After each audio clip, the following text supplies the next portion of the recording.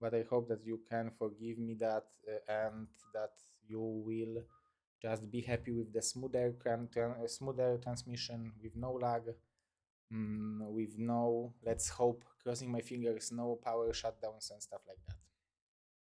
So, without further ado, let's go for the first match of the day: Madinho versus Dragon on Eclipse.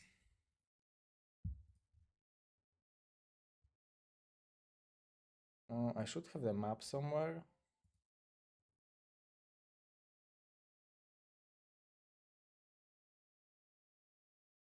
Anyway, it's Eclipse. It's sponsored by Mr. Rasbrain, who gave $500 for the prize pool.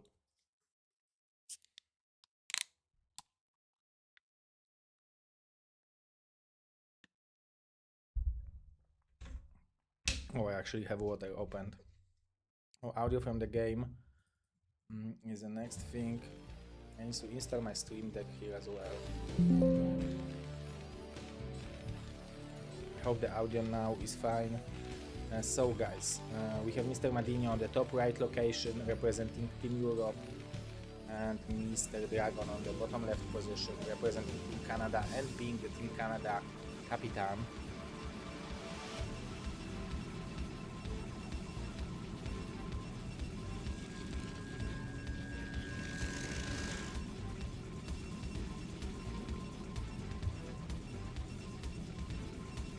Okay, so let me know if you can hear me now better.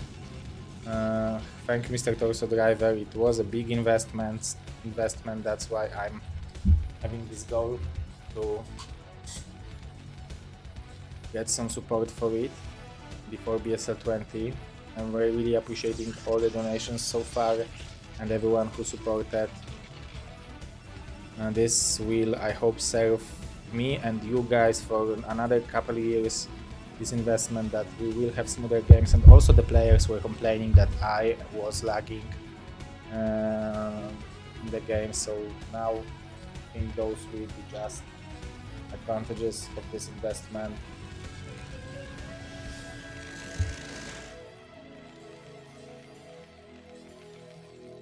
Okay, so I have a Twitch setup, I have chat. Okay, so I think we can start the stream. Welcome Mr. Zen, Mr. Lampshade, Pathogen, Total Blackout, Torso Driver, Alexei, Alex, Vicodin, and Mr. Jumper. Karolcha told me today that there was some earthshake in Thailand, but I was like, Jumper was playing in yesterday weekly, so he's fine, and I guess it's good. Oh, I guess our sponsor, Mr. Rasbrain, also lives in Thailand now.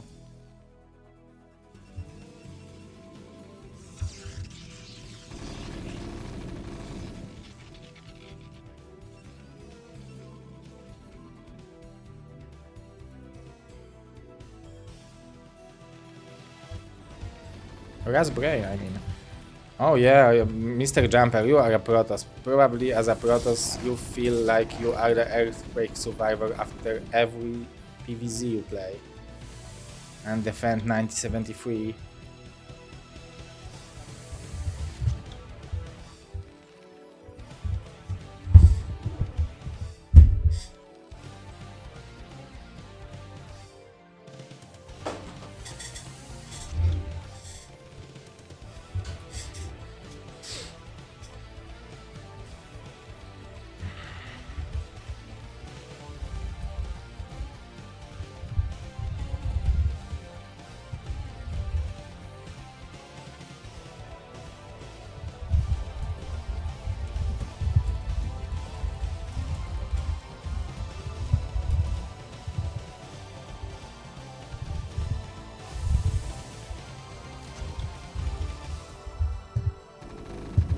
Okay, I was answering to Mr. Master, Rocket Master Yoda. Okay, let's see. So we have a very fast expansion, and I also need to say about Mr. Madinho that he said that he is very sick today.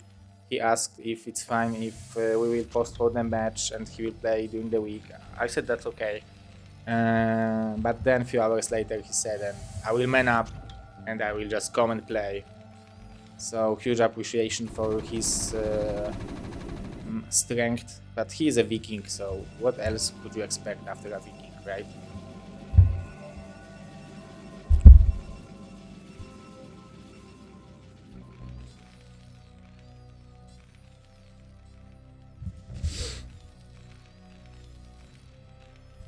Check Discord when I can.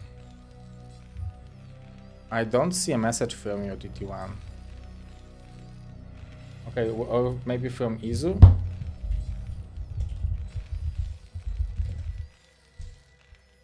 Because this match is still being played.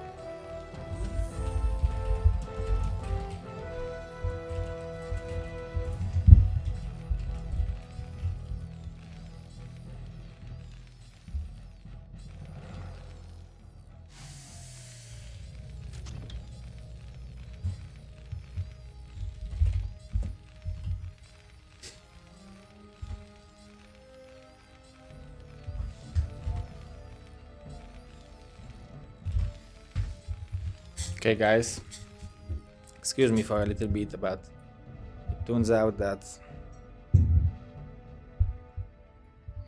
players needed my help.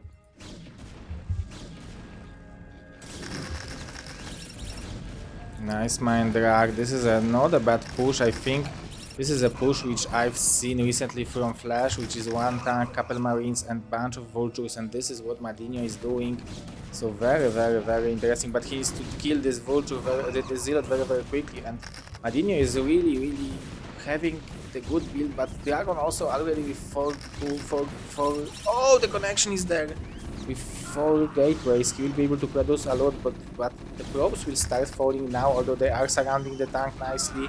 So the Vultures needs to target fire those probes. This is still a lot of damage, but Big Dragon will hold that he has 3 Nexuses and the tank will fall. So it's still 32 probes, it's not that critical damage because there are some probes over here.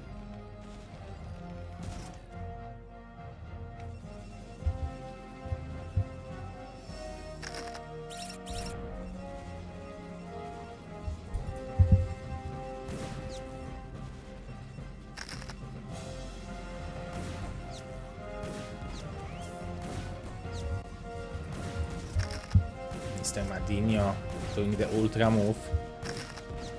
Very better. But now losing the... I think now he needs to start producing tanks. He really exploded in the SCVs and more probes are falling. This is actually additional critical damage and Madinho is really doing a great job. The only thing I'm scared for him is that 4 gateways goons will arrive his base and he will not have siege mode. He doesn't have marines in the bunker, and obviously the damage is good, but the supply advantage is not that big. It's actually the army advantage for Dragon now. I really love those mine positions. I hope that the siege mode is there for Mr. Madinho, because this will mean that we might have a cool game.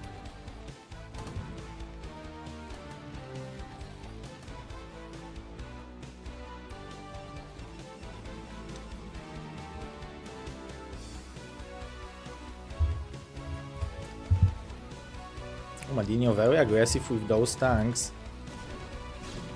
He has mines, so he's basically spotting everything what's coming, and Dragon is rebuilding the workers here. He's already on 41, so all those bases will be kind of saturated. Oh, Madinho wants to do it again. But he doesn't have mines to use the tweak.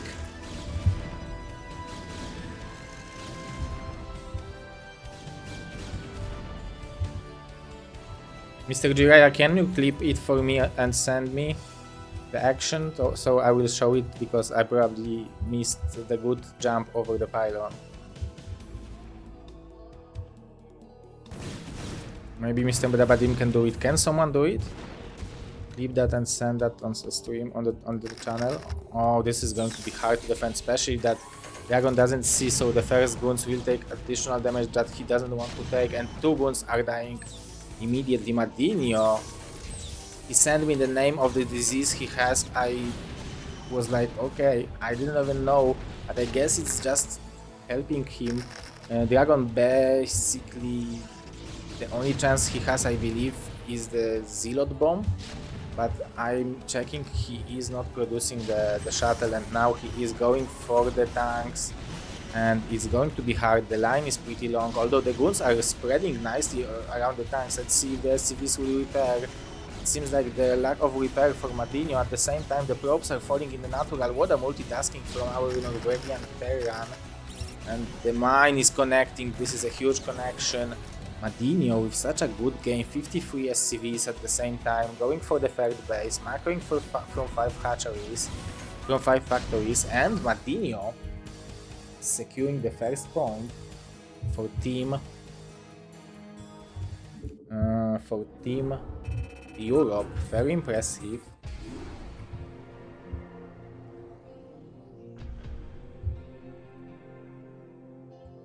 So now we will have the rematch.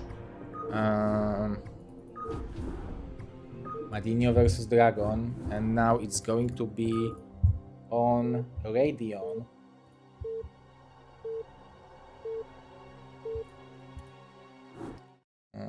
Okay, Madinho versus Dragon on Radeon. So let's get this party started.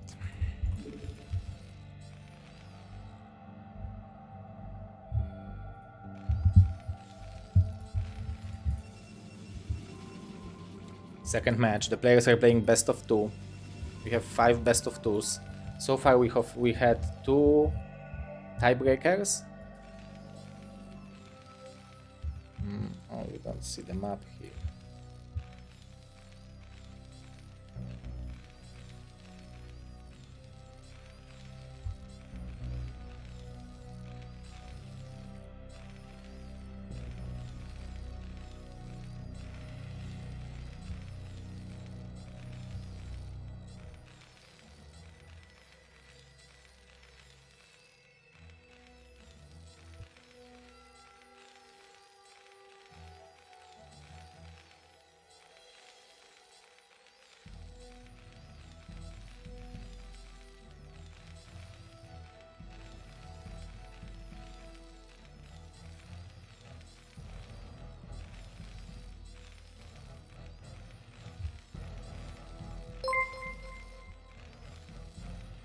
Mr. Jiraiya, thank you for the ride.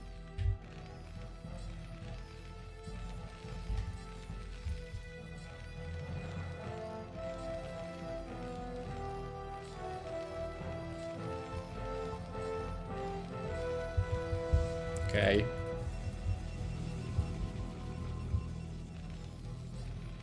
This is 11 or like 11 gas.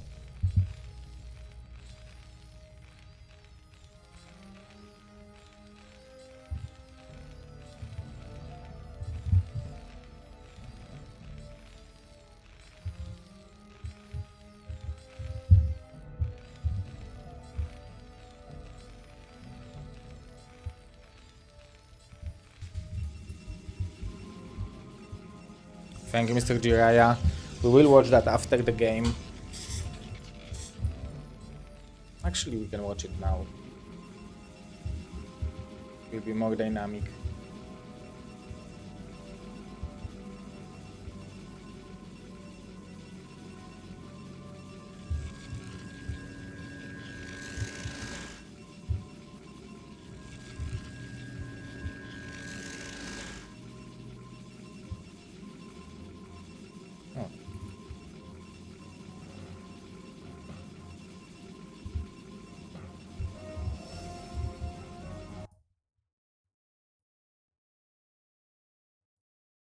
Oh, look at that.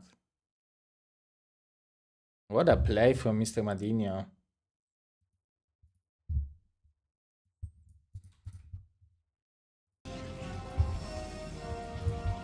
Okay, so we have Nexus after one.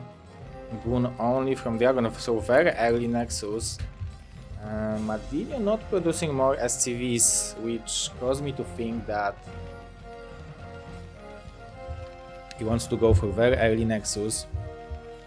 But he's going for the machine shop, so nowadays how Terrans are doing it very often is they are making free Marines and a Vulture, and that's enough to push the Goon without the range back.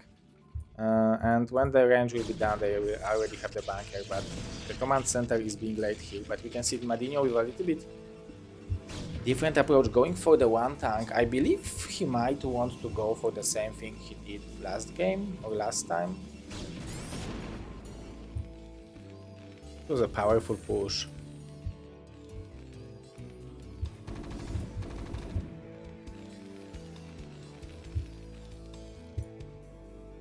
But this Nexus is going to be incredibly fast.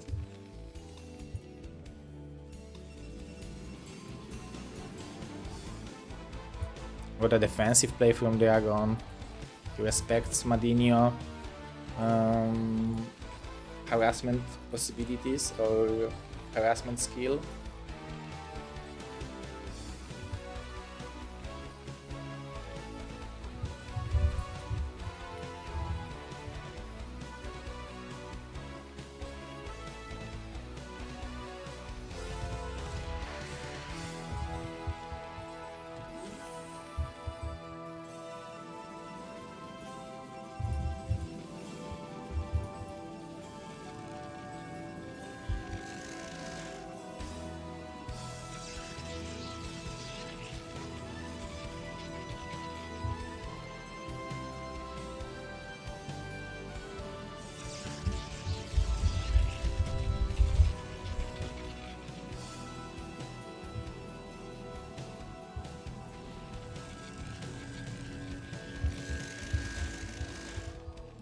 Kill the probe.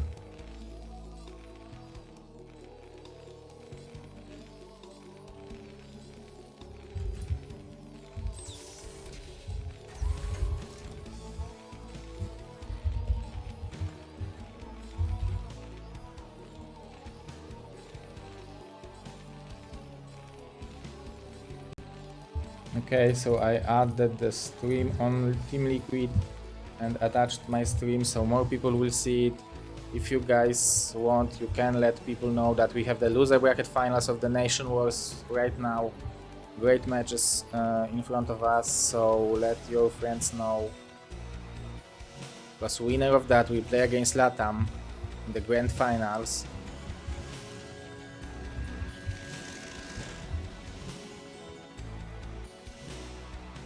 Please let me know if you can see the difference in quality, in video, audio smoothness, and like no lag of the stream.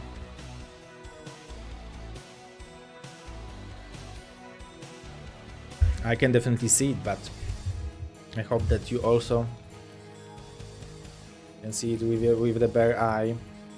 So this time Madinho is playing anti-shuttle style, anti-river style. This is a little bit risky because DTs can like abuse lack of turret. But overall this is a cool style by Madinho, very defensive one, but at the same time he is able to go for quick +1 weapon. But this observer scouts everything, he can see. Nice scan from Madinho, but there will be another one. Third base for Dragon, 41 probes, very solid game from him. 3 gateways, but he scouted with the observer what's going on in Madinho's base, what is he playing. He sees that it's very defensive, so we can see that he allowed himself to stop producing units in the gateways and produce more probes, go for expansion.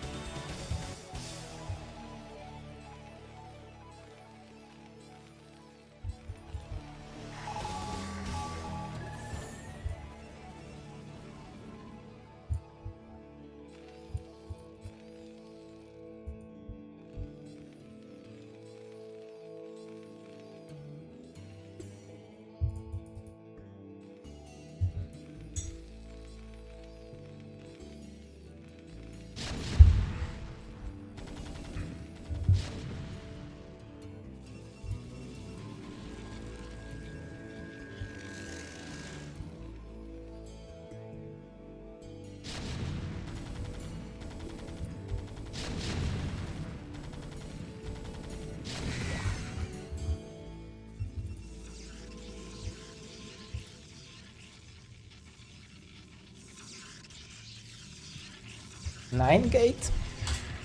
9 gate on 9 minutes. On 3 Nexuses. This observer sees everything. But Madinho is really macroing well. 48 SCVs. I guess he's not too behind in supply because Dragon wasn't building units in the gateways for a long time, but now since he will have 9 gateways and he will want to produce the gateways, you can see that the lag is for the zealots is done. Let's see when Dragon will decide to scan. He killed third observer, that's so nice. I'm wondering if you see that many observers, do you know that it's not a river? Oh, Madinho with the map hack. Obviously, I'm kidding, but this is a great sense.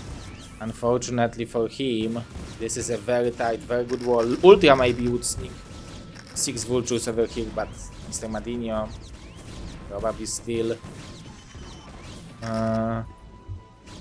valuing those vultures too much to let them die while going through over here.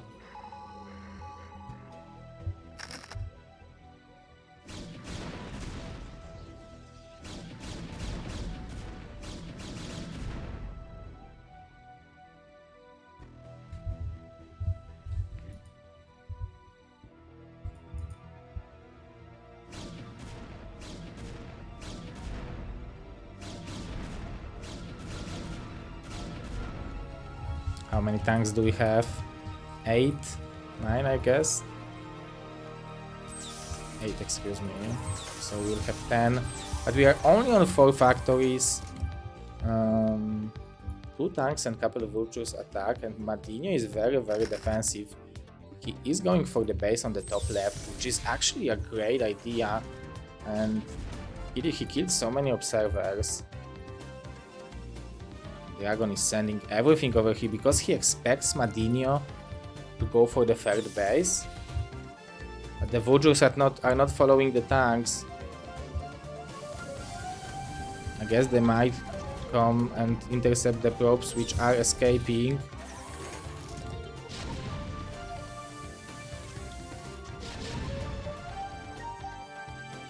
Maybe the vultures will go to the main base.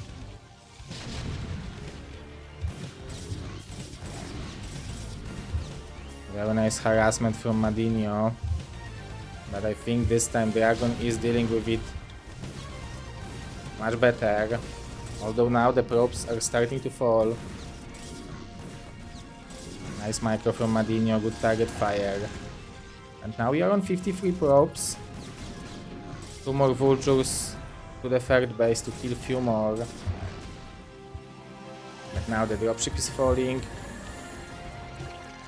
But I believe 2-1 is on the way. Madinho is on another level.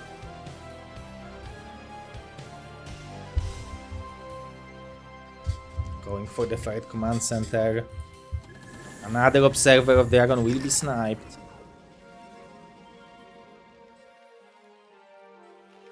This base starting to be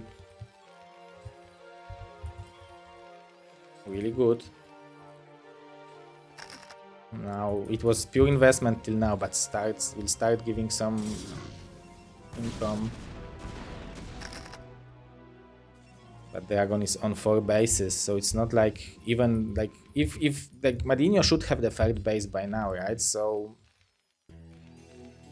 I believe Dragon might be thinking like something is wrong and will start scout. I don't know, maybe not. He lost so many observers. There was a drop.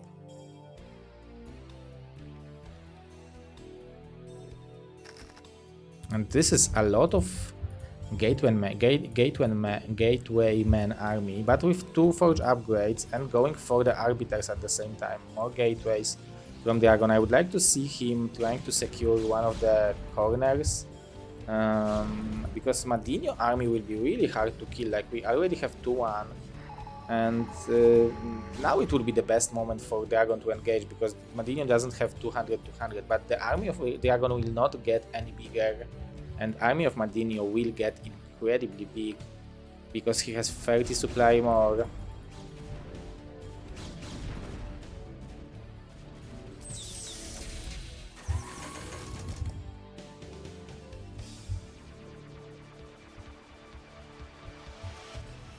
This base now is giving the gas income, is giving some mineral income. 2-0 upgrades for the Protoss. 2-1 for the Terran. Another observer is falling. There is another one, even another one over here. So a lot of observers. I like that Dragon is keep producing them. He is having the speed now in production in evolution cycle, in research cycle. Okay, the goons are following the vultures. I guess they already laid mines, so Madinho probably wants to replace them. He already has 200. There are also maybe trying to snipe some Templars. We have 3000 minerals for Dragon.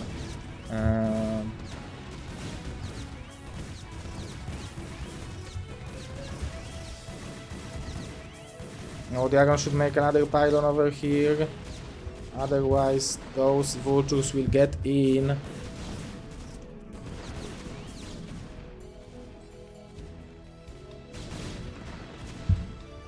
Two probes left.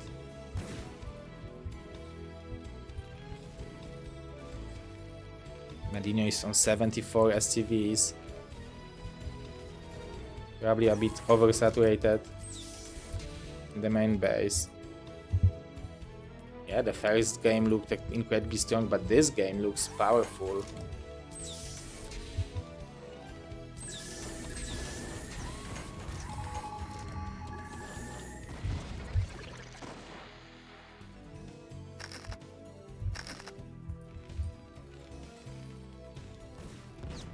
So many tanks, but I'm afraid it doesn't have enough zealot coverage, and those two mines might be tragical actually for Madinho. I can see the scenario where those two mines basically kill him, but we will have the Templar snipes. At the same time, the top left base is going down. Madinho has so many tanks. I believe 3-2 will be done relatively soon as well, so maybe that's why he's waiting.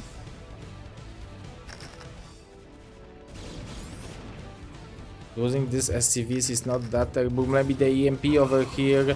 I guess he's waiting for the Templars.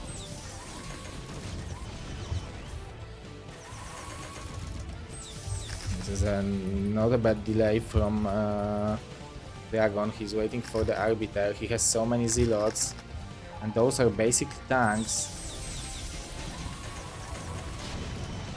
Waiting from the goons from the top. The EMP over here is insane. And the Templars are being sniped, Dragon. Yes, Mr. Arop, I am.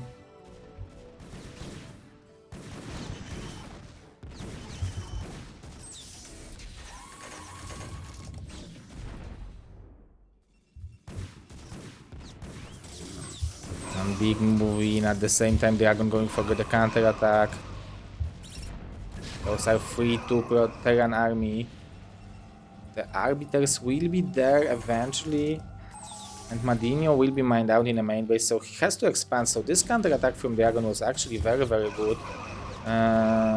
He still has 4000 minerals, so if he will be able to wait till the stasis, maybe this is still playable for Dragon, because he has a lot of units over here, but he needs to be careful and bring Observer with him. Oh my god, those goons are like... Jesus Christ, that's Jason Bourne. And... okay, but now they are stepping into the territory of the tanks, and here those goons are also doing the same thing. This is such a big value from Mr. Madinho. What a brilliant play from him. This ninja base. We still have a big amount of money from Dragon, but I guess he has to stasis, he has to wait for the bigger army. Maybe... I don't think losing one at the time is good for him, even despite him having a bigger income. It's unkillable army. And GG. We have Madinho winning 2-0 versus Dragon. I didn't expect that, especially that he told me today, like, I am sick, man. And he's sick, and winning with Dragon, with the player who is round of 8 BSL Pro League player.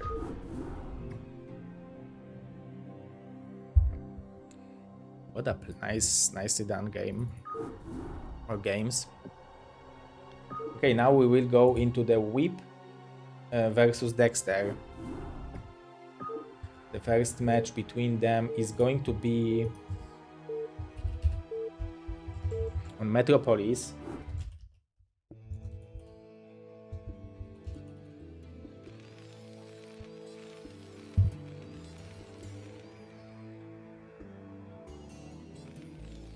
Okay, so let's get into it.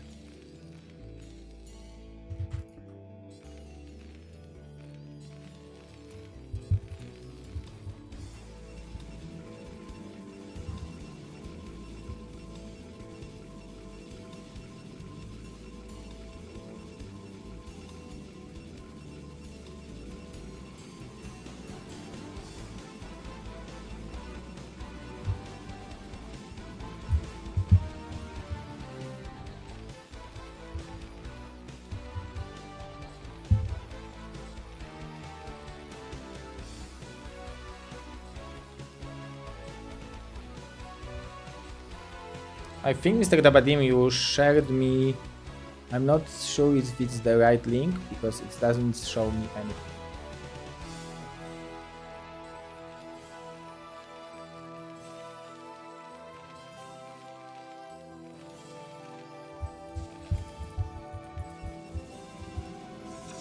So Dexter versus Whip. Dexter is considered as very solid European, German, Bulgarian Protoss player. Nowadays very active, playing a lot.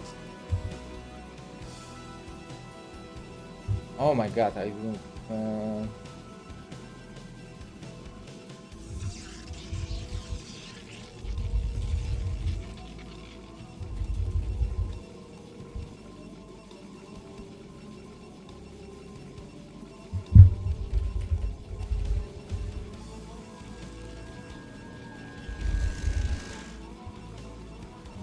help the players.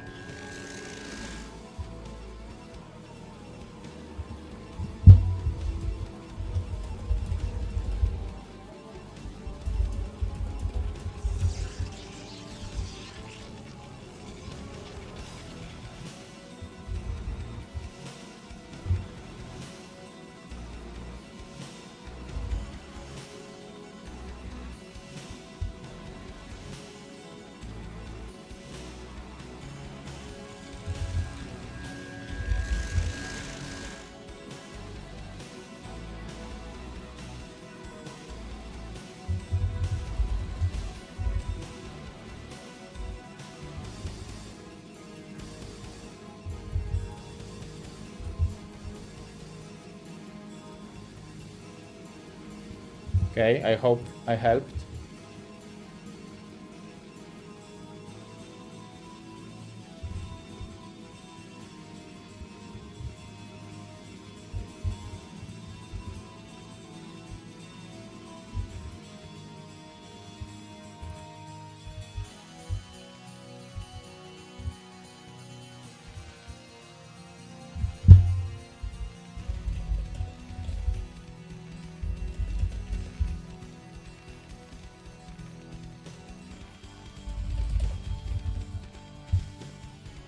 Okay.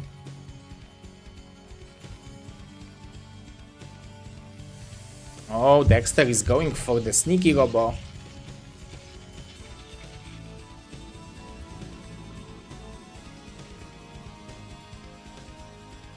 I really like mining those minerals. It feels like it's open. It opens up out of, like, even if there will be a river over here, it's much easier to get to this ramp, and basically doesn't cost you anything. Nice attempt of block. Oh, and the miss shot from the goon. So this is a good scouting. I guess he confirmed that the range is going to be finished, but he didn't see anything else. So will it make Whip more cautious. He should probably add more marines, but he's going for fast eBay second factory, constantly building SCVs, but I guess it's not like, I guess not scouting the Nexus is kind of questionable maybe. Oh my god. Whip is going to scout the Robo, is going to scout the gateway. This is a dream scenario for him. The only... Oh, he's making a bunker over here, but he can't lose the Marine. This is very important to have the Marines in the bunker. And we pair the bunker. It's a little bit panic mode right now, but I guess it's very important for this bunker to stay alive. Whip has expansion, Dexter doesn't. He has a SCV advantage. He has a little bit even of income advantage, so staying alive is very important. I guess that there should be 2 more SCVs.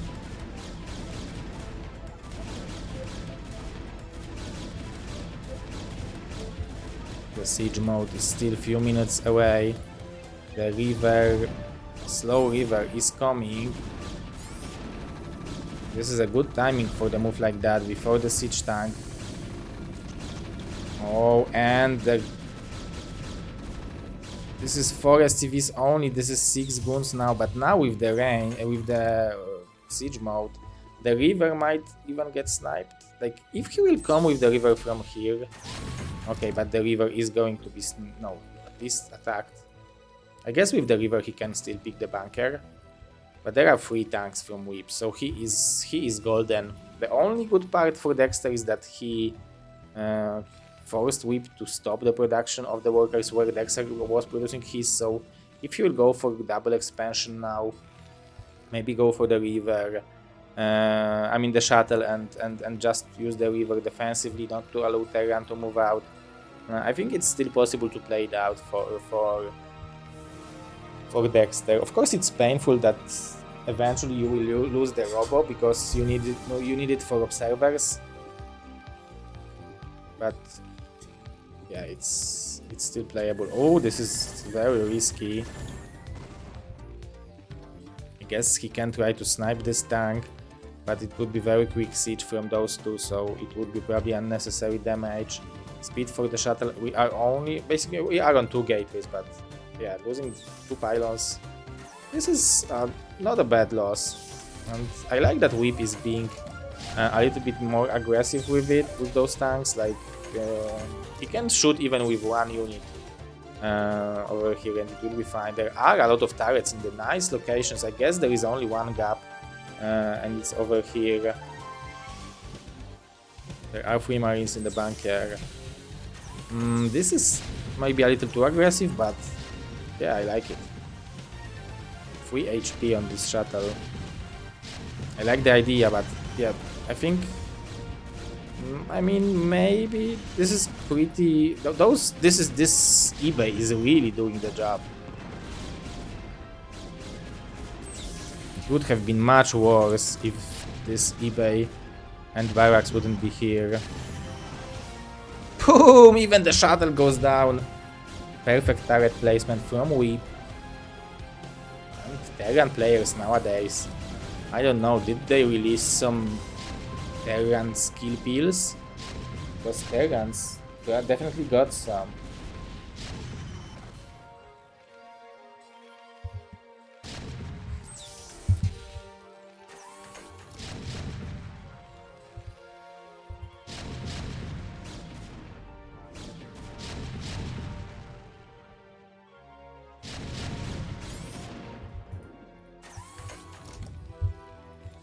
And we are going up to 5 fact. What is, I think, a mistake from Whip that he is not producing more SCVs now? Like, maybe actually with this many tanks it's going to be possible to push early, but I think going for more SCVs, like, maybe there is something like 40 SCVs, but it's not like this 5 fact is incredibly fast, right? He spent so much money on the turrets, so this is definitely a defensive game. He was doing that slowly, so I think the expansion before the attack will be there. So Those SCVs would be needed. Nice harassment, 3 probes. Okay, we will have the robo again, 2 gateways. So Dexter is mining, so that's what he has. He has mining. I really like that he's going for the river because he can't probably win the straight up engagement, and the river is the arm unit which sometimes can do magic happen, can give you some extra value. But this many tanks, it's going to be so hard to stop. I guess he's trying to buy extra time over here, but yeah, he's doing good job. Killed 1 tank, he's killing the vulture here and there, but this is just too much stuff, and we need to remember this is 5 facts, so the rally point will be insane. I guess the mine wasn't bad, the SCVs are close to dying, and yeah, he needs a shuttle badly if he wants to stay alive in this game. The river is trying to help a little bit. It's slowing this push down definitely. Oh, I guess not that much. And I think we will take the first point for Team Canada. GG from Dexter. And just like that,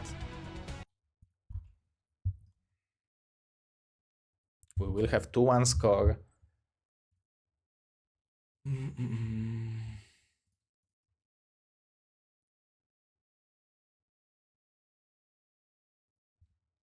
Let's see what will be the map of choice for Dexter. It's going to be Eclipse. Very interesting. 2 players map from the Protoss. I guess it's just a normal map, right? Like, it's interesting because I guess it's not that easy to take the third base. It's quite far away. So maybe that's the overall idea, but we are ready for the next game, so let's go. Whip versus Dexter.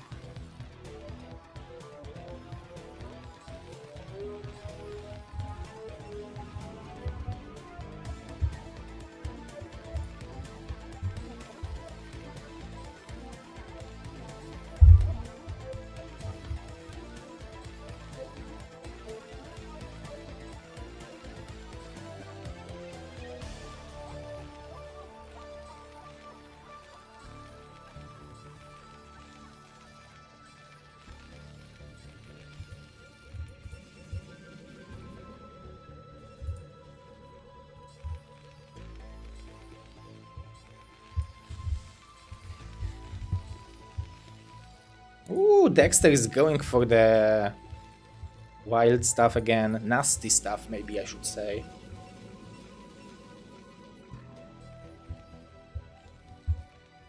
Yeah, Dexter recently approached me and said that he's just living in Germany, but he's Bulgarian and I should use the Bulgarian flag.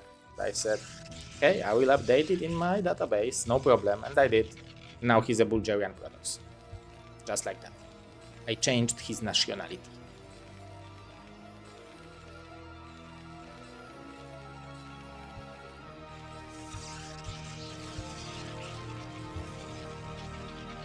One gate. Pressure. I guess the position is relatively fine of those buildings, but I don't... I mean, you can see it, right? Yeah, he can see it. Like, if he would build it lower, probably here, maybe it wouldn't be possible to see. I mean, it's... yeah, I guess it's kind of important because the gateway will be attacked with every single STV, which is mining. I mean, I like the probe drill. I don't know if it's going to be quick enough for the SCVs to kill it before the Zealot will pop. And the SCVs are being drilled so badly, and now the Zealot is here. I guess the Zealot is being drilled as well. Nice micro from Whip. And from Dexter here as well. But that was so much mining time, and I don't even know if it wasn't good for Dexter.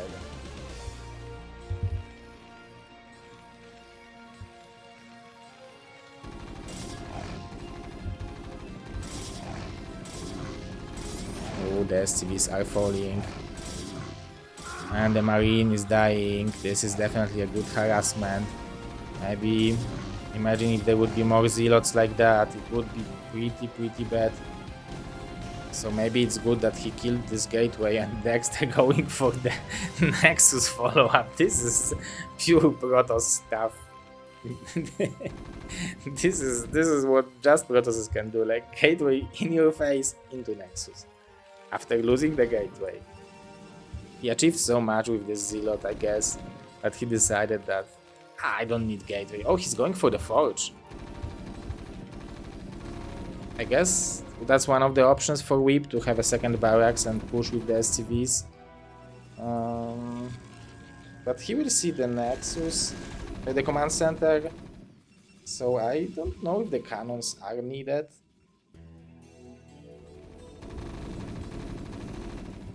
I guess he's doing it anyway.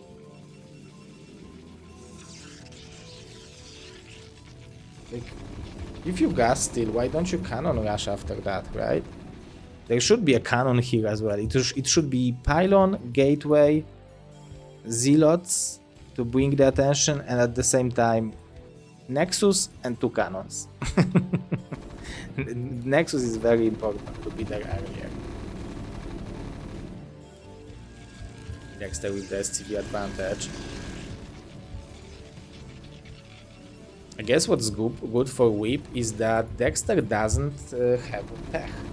Like, Whip also, but Whip will start the factory soon and the Goon isn't even starting.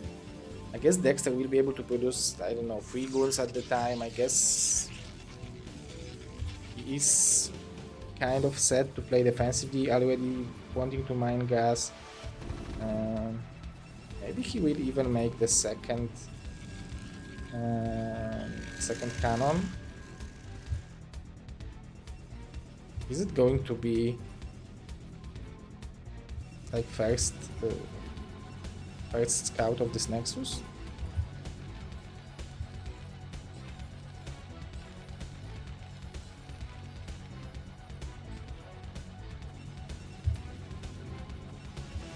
Okay, we have a Robo.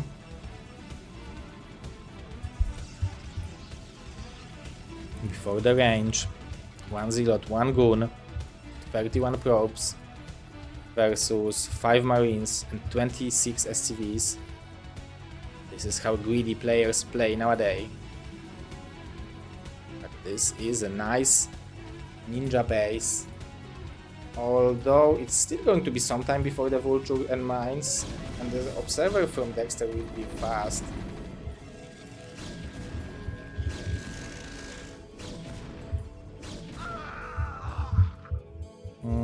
Okay, so there will be a bunker over here. He will make second one here as well. Mr. Halmsey. Probably this is the info you are looking for. Okay, so fast robotic support by no observer.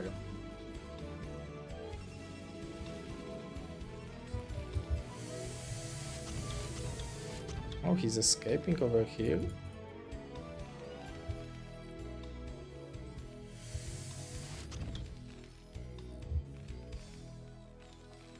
I mean, the Dragon must have seen it, right? That the Marines didn't go home, all of them.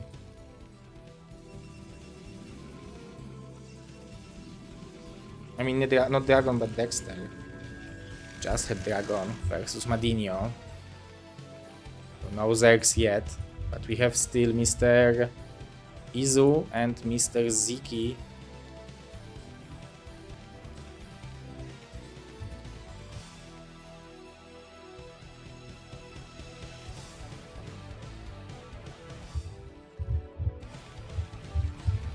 Okay, we probably don't have siege mode.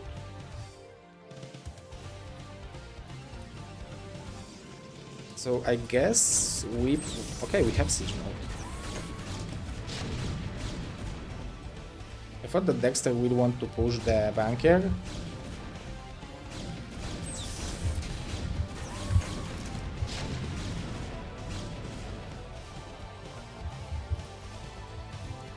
Okay, the turret ring needs to be there.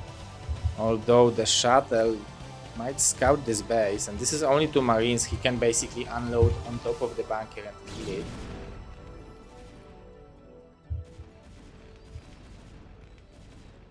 Guess the turret is a little bit too late. It's going to be hard to send reinforcements over there. And this river probably eventually will eliminate this base.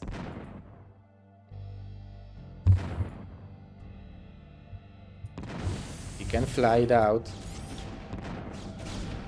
That's great for Dexter. He has his third base, but he's only on 2 gateways now.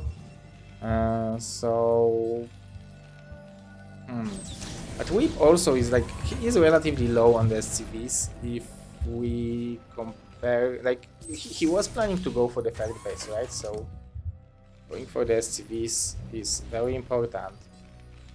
In the last game though, he proved me wrong.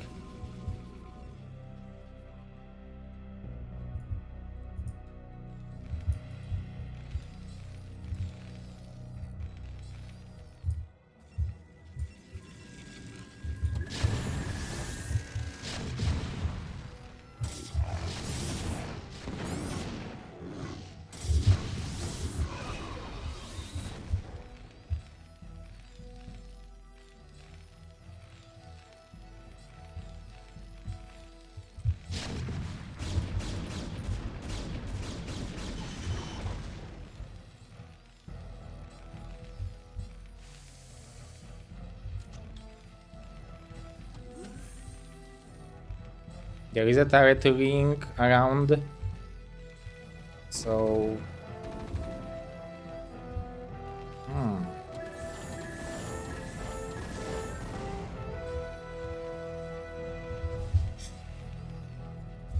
But now 3 bases from Dexter, 64 SCVs. He is going for the carriers. Whip is scanning something. I guess the expansion over here. Doesn't see it.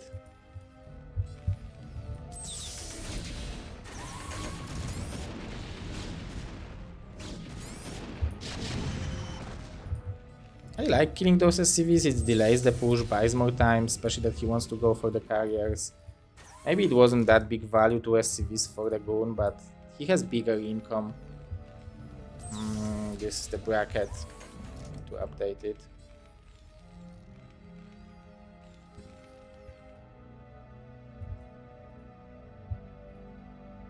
But you can check the weekly tournament from yesterday. There were so many upsets, such a cool scores, such a cool, unusual, I should say.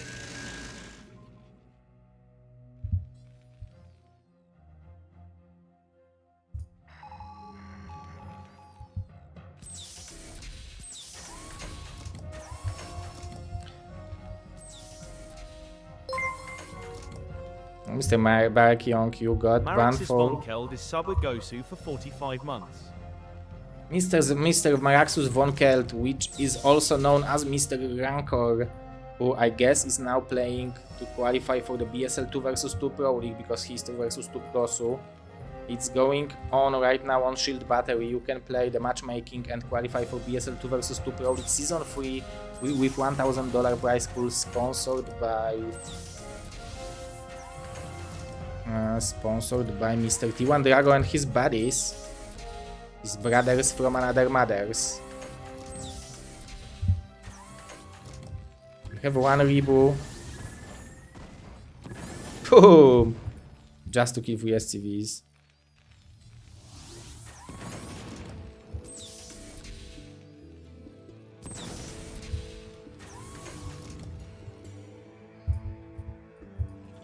$68. The carriers are on the way. 48 SCVs only from Mr. Whip. This is going to be powerful army which he will build because he will have the upgrades. But it's going to be relatively slow because he is behind 100 to 160 to 90, even to 170. So this is basically almost doubling him in supply. Dexter is after the crazy beginning and then Nexus.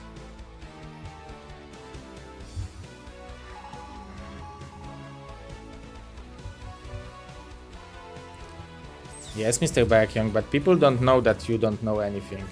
And then they might assume that you know something. So typing things like that is stupid. Nice push from Dexter.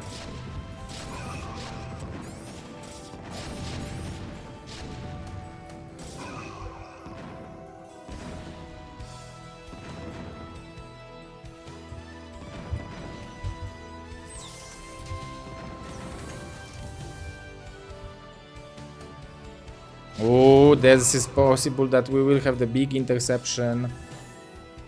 Ah, 4 HP!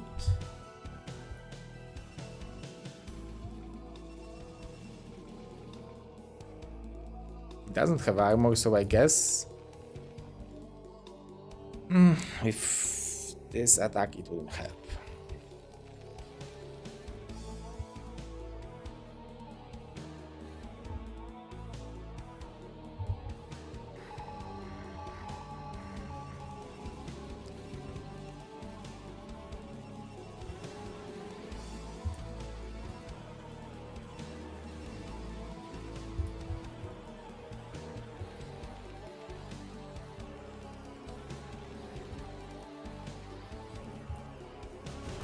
Okay, we have a small harassment coming from Whip, but as you can see, this is an army which should delay 200 army coming from Dexter, and his real thing which he's waiting for is those carriers to get the interceptors, to get them into the higher number.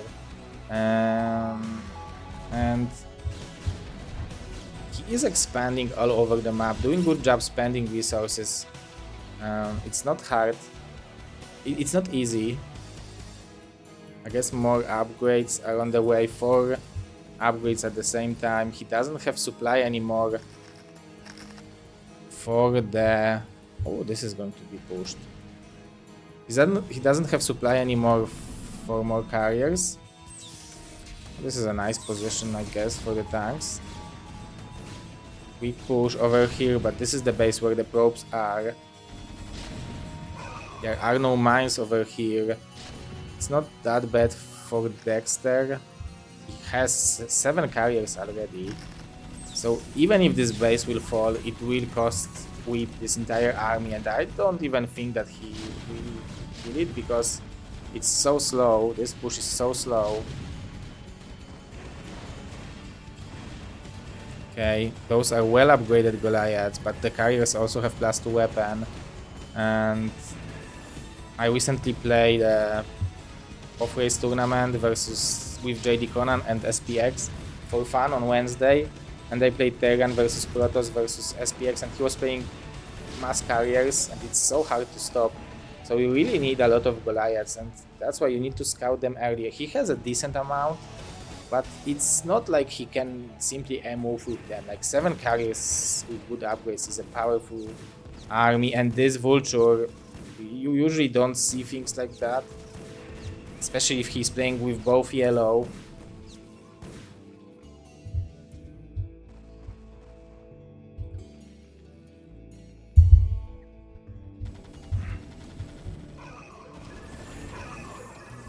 I guess the ground army is big as well. I really like the target firing from Whip, killing the tanks, but it's going to be hard to kill the Weavers, the Zealots. It's pure Goliaths, and this is one of the hardest things to do. To make enough Goliaths and also make tanks and Vultures at the same time, because at some point when you are trading against Protoss army with carriers and goons, Protoss might stop producing carriers and go for mass gateway army, and you need still to have tanks. Just Goliaths are not dealing well with the ground army because their first thing they want to do is shoot to the carriers, and ground army is simply dealing them a lot of damage. This is nice target firing, so 1 carrier will go down, but this is GG from Whip. And we'll tie it up 1-1.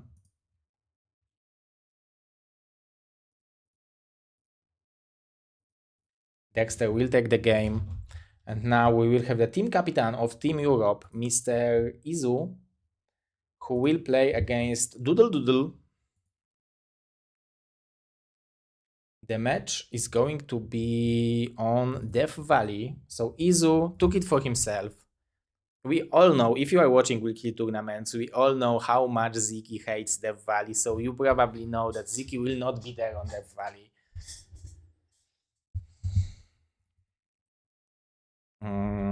But Doodle versus Izu, very cool match in my opinion, especially that it's going to be on a very cool map.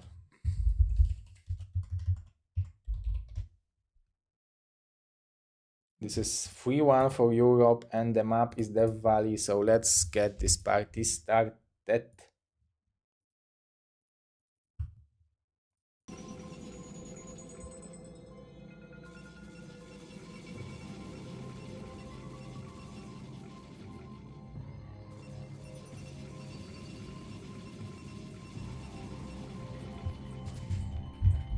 Okay, bottom right location.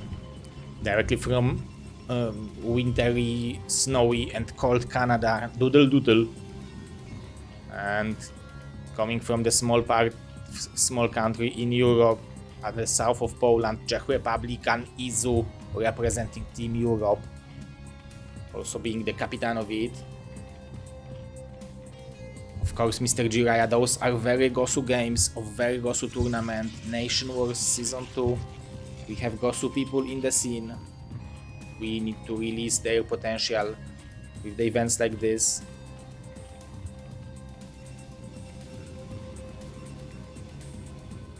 You can see Forge first, most likely. Or even Nexus first if he will scout like 12. Okay, this is Overpool, so this is going to be Forge, Nexus, Gate, Cannon.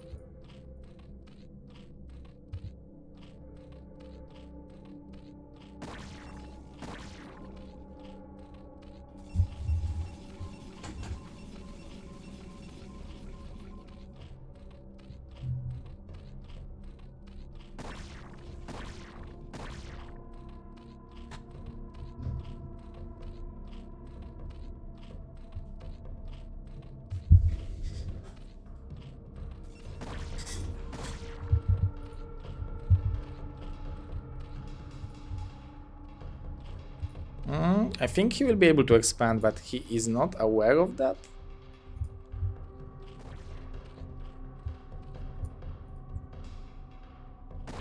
Okay, this is a nice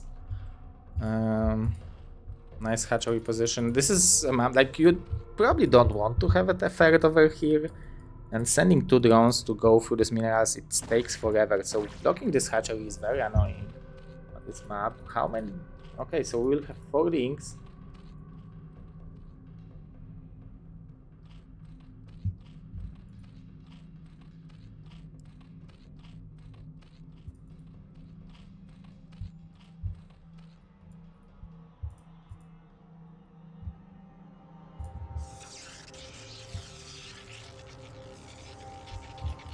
The starting build was Overpool for Zerg and Forge first from Doodle, which we went Pylon, Forge, Nexus, into Cannon, into Gateway, into second Pylon.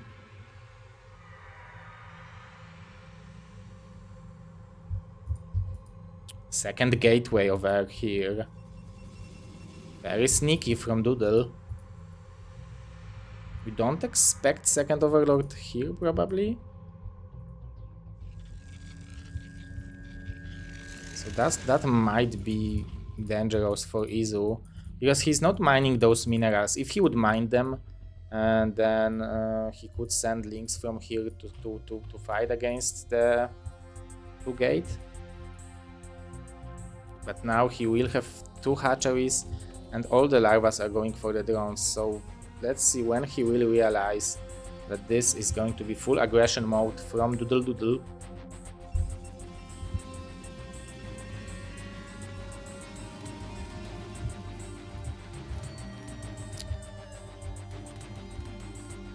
Also today guys, the ladder stage for BSL 20 ends. It ends in 2.5 hours. So you still have 2.5 hours to play the missing games. You just need to play 15 games to get into the Chobo League. So you might still do it if you haven't started. Just go for the 9 pull 15 times.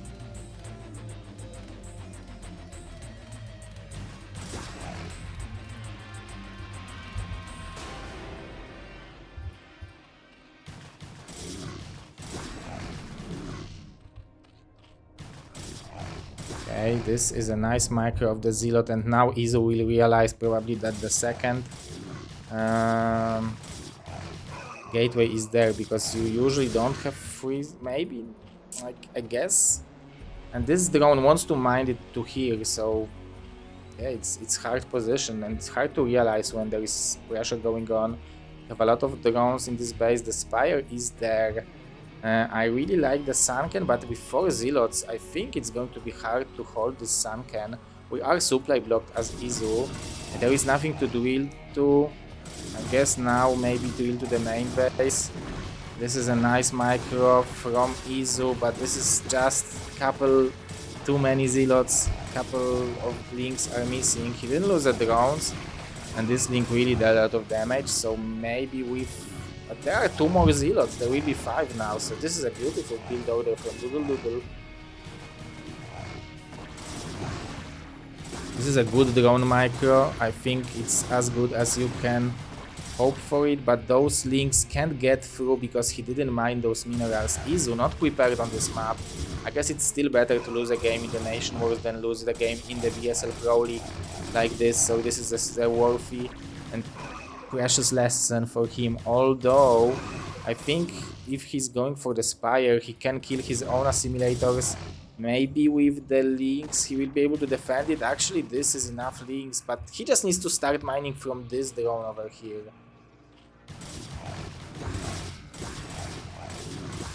This is great value from Doodle. The links here are dying, here are dying, 2 more Zealots are coming. Those links do nothing, this drone do nothing. This is a beautiful play from Doodle, but also a lot of mistakes from Izu. Like, those are 12 links, which definitely, like, with 12 more links you defend it with the finger in your ass. Crossy is overall playing for Canada, but he's not playing today. I think he would be in lineup for sure, but I guess he can't play.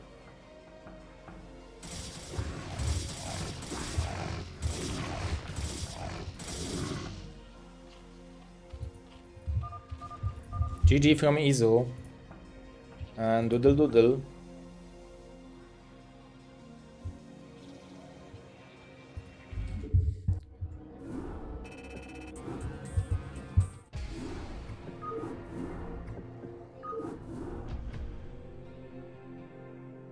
And now we will have the map pick by Izu. This is important point for Team Canada.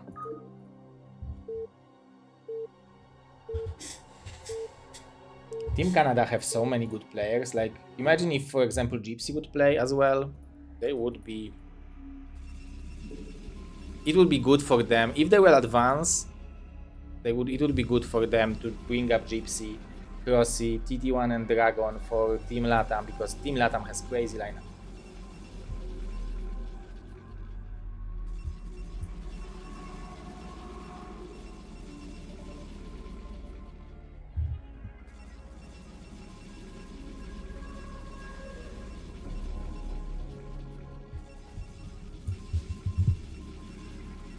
Oh, I guess it's not with a finger in your ass. It's not international expression. Why? This is so good.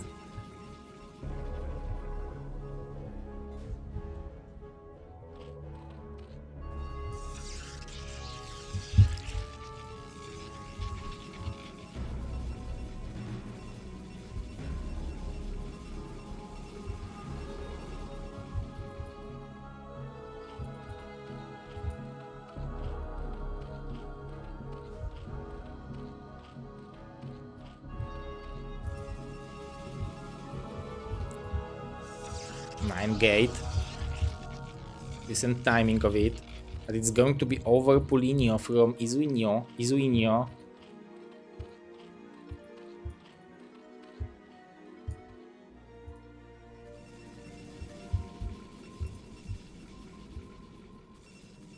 I guess in 2 versus 2 we have Izuinho team. To be honest, Mr. Isis, I believe you are right. It would make it harder, but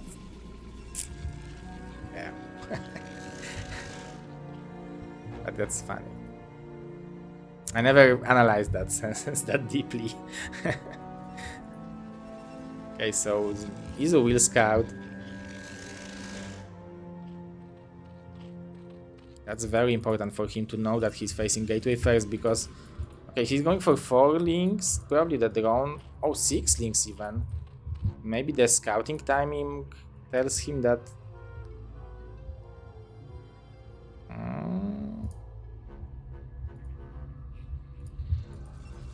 How many zealots will Doodle want to do? Oh, we can see 3 zealots. So really big aggression. So I think going for those 6 links is a great choice. This drone wants to make a third hatchery. Also, it's tempting to keep it to see what Nexus it is, but it's delaying so much mining time. Oh, this will be a oh, he built a link, so he will have not enough money. So this zealot will block the third base and third hatchery. Like playing Zerg is like the battle to have as many larvas as possible.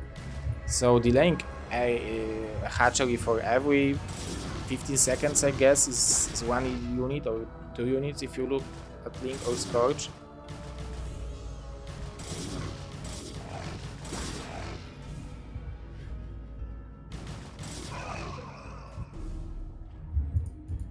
Okay, the probe dies.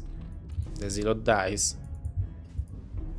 I guess not scouting the Doodle makes it hard to know whether...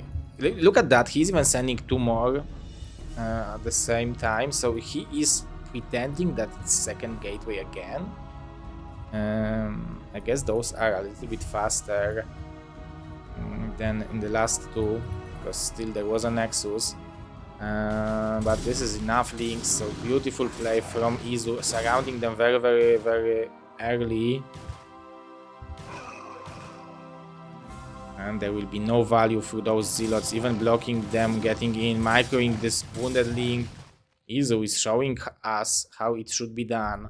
He is mad after the last game. He wants to prove that he is the Polish, not Polish, because European Capitan. Okay, Doodle didn't send the probes yet. That's a small mistake, but oh, he's also not building the cannon.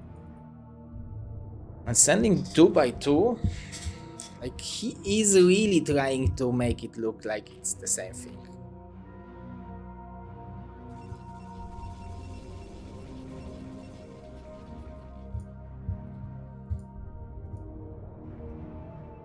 Oh, Mr. Jiraiya, we should show you the t-shirts of the players.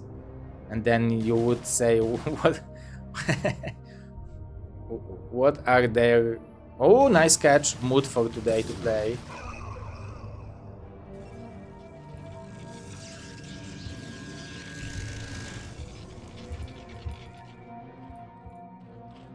I guess Izu is wearing a big kid Doodle. I don't know how you say for Doodle. The sucker? I don't know. Like the dragon? There is a Polish. Definitely not the dragon.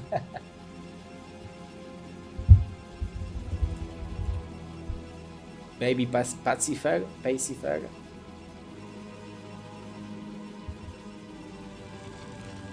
Baby pacifier. Pacifier, okay. Big Canadian baby pacifier. Because that's what Doodle is, right? When baby is doing like the pacifier movement thing, it's like right? You have 28 drones. What does it Doodle mean then?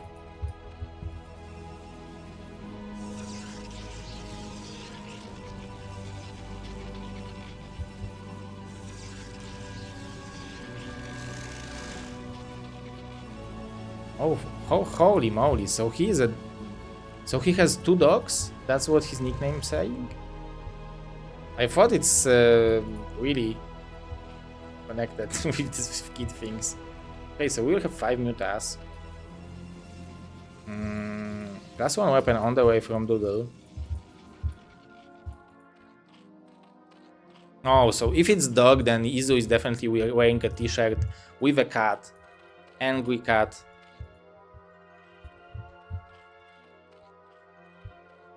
Hello, Mr. Berenstarker, der Zweite.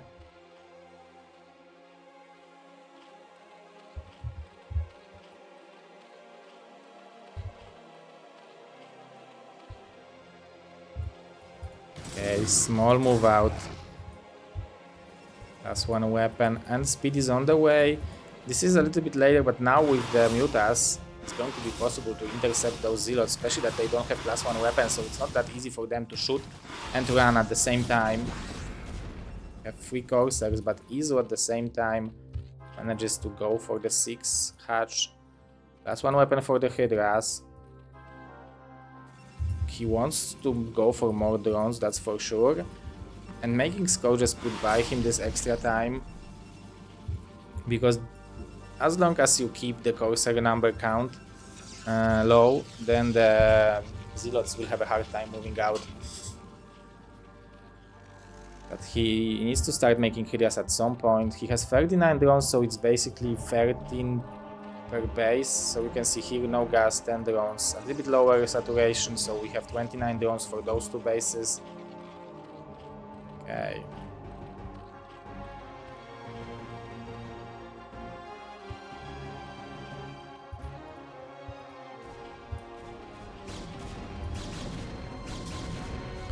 So Doodle is playing it slowly, just adding the 3rd and 4th gateway. But the Templars, I guess it's going to be the Archon push. That's why he killed the X, so the Archon will be able to move out. Or maybe he's waiting for the Storm? No, the Archon push makes sense if you see mutas. You need to force Zerg to make those Hydras or Sunkens.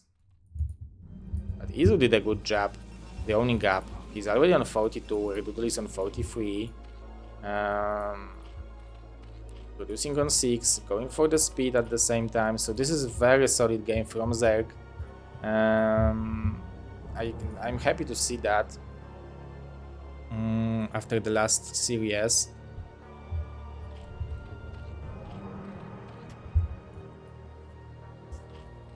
Okay, I think this is good enough SimCity, despite it being only 9 Hydras. I guess the Overlords... Oh, but there is a gap over here. Okay, so it will be painful. I really like target firing the Archon very, very quickly. But there are no Scourges over here, so Izu is fighting it straight up. Holy moly, what a push from Doodle. There are a lot of reinforcements. I guess the speed for the Overlords will help them being alive maybe if the hatchery won't fall.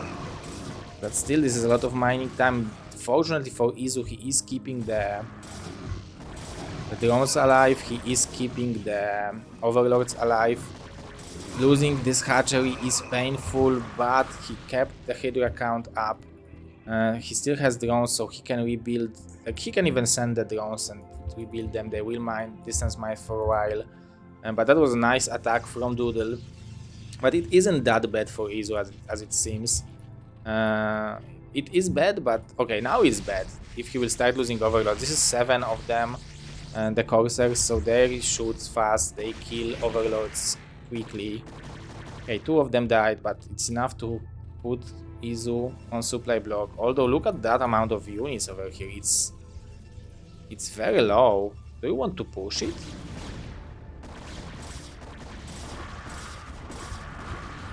Oh, the storm is not done. Izu will snipe the Templars. Oh, he didn't snipe. Okay, he sniped both of them. There are some Zealots reinforcements. There will be one more storm. But it requires some time. I guess the Sunken is helping. The supply block really is painful for Izu because he's not able to send more reinforcements. I guess maybe he didn't expect that this push will go that well, but he's killing a lot of probes in the process. There will be 6-8 gateway Zealots, so definitely enough to kill those remaining Hydras, but that was a nice damage. Sniping those Templars, forcing the Storm, killing a couple of the probes, now forcing more cannons. Definitely nice damage by Izu. I think with this damage he kind of equalizes things, but those Overlord thing, those Overlords are very, very painful. And DTs now will do the job.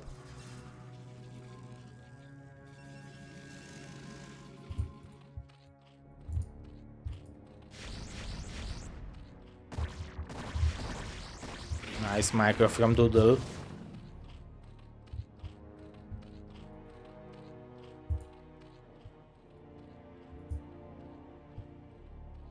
Oh, but there are 4 Overlords in the natural.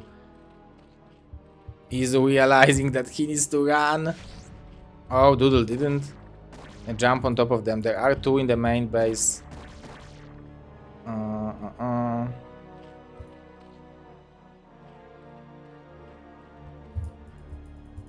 It seems like Izu needs more drones, but he really has a decent amount. Oh, but there will be so many Overlords dying now. 1 Hydra will pop. Guess not that many. Oh, maybe 4. Okay, those 6 will die. I guess Izu made a couple more.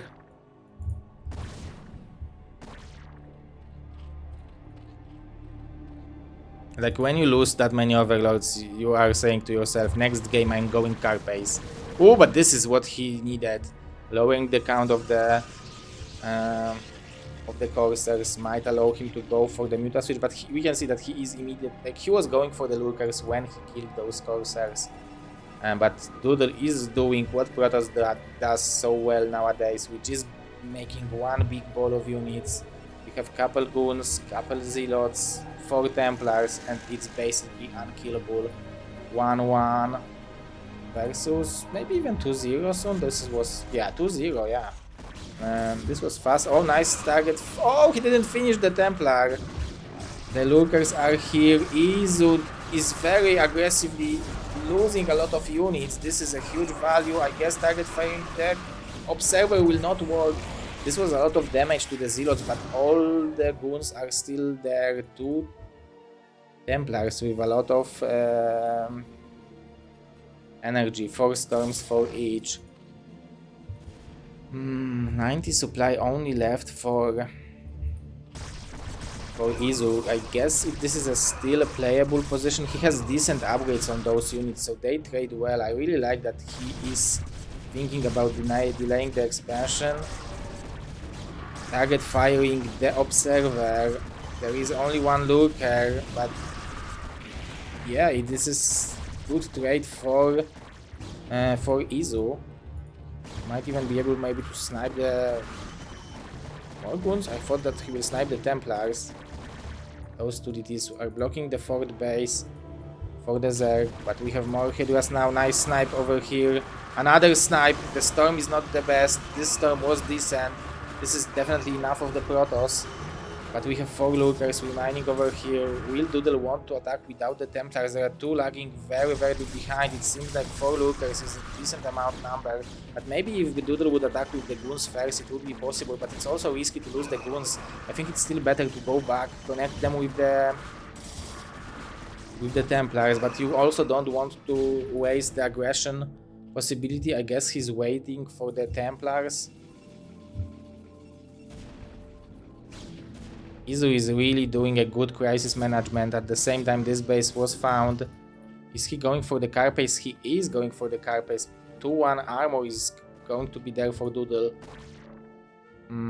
I think it would be maybe good to unborrow those Lurkers and borrow them here. If you want to keep the 4th base alive. And you probably won't, because there is no way for you to block Protoss from expanding now. You don't have units for it, and I like those Lurkers position. This is a nice micro, good Storm, but also good dodge. There are more Templars available, but those units, this is a close engagement, especially with the counter attack from the back. The Archon will tank a lot of damage, so maybe those 5 goons will be able to escape, but this is a good hold by Izu. And look at the supplies, 45 to 45 workers, so a little bit bigger army supply for the Protoss.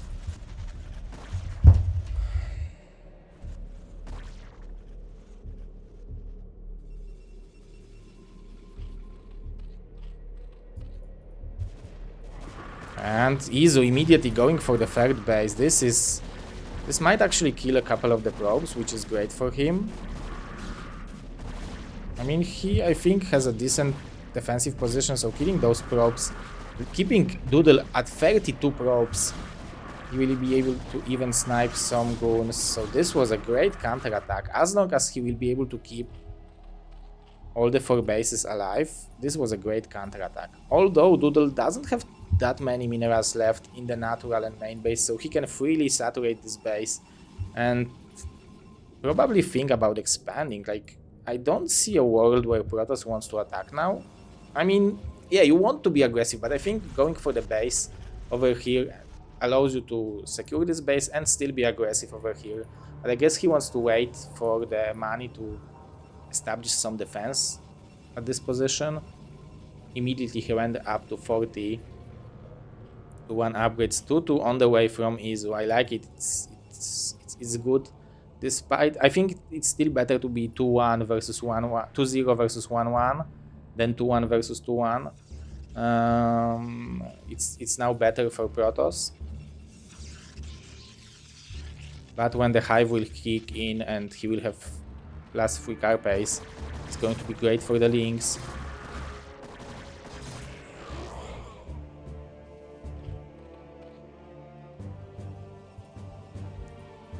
You can see Doodle respects the aggression potential, so he's not going for the third base too early. But Izu securing bottom left. At some point as Protoss you are on the position that you are playing for the map split. Like, you try to trade efficiently and then make a big defense to on the top left. Have 2 fresh bases. That I guess you need to mine this base to think about moving to the left side of the map to secure those 3 bases. But yeah, Zerg badly needs to, like, the goal of Zerg now should be probably to stop Protoss from taking the 4th base. As you can see, he is scouting, he's looking for it. At the same time, he doesn't have that many attacking units. I mean, the Lurkers and Hydras are attacking units, but he have them spread so thin that I don't see any big counter-attack force. Maybe it's beside those 12 Hydras. There are 2 Templars with the armor and 2 Storms each. I like the Scourges. This is a time for a shuttle, basically. This is a good... but we have some Corsairs. I guess the Hydras will be found. So 1 good Storm. Oh, we'll decide. Okay, with pure Zealots. I guess you can escape from the Zealots. So that's as good as Izu could hope for. But you can see that the 4 mining bases versus basically 1 mining bay kicks in right now. And Izu is very, very quickly skyrocketing in supply and building more. He has more mining. Mr. Trogdor, you missed the Madinho versus Dragon and Dexter versus Whip and first game Doodle versus Izu.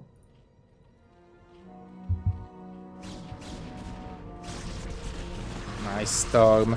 As Doodle, what you can do right now is just make a attempt of the attack, cast the Storms and go back, Morphan Archons.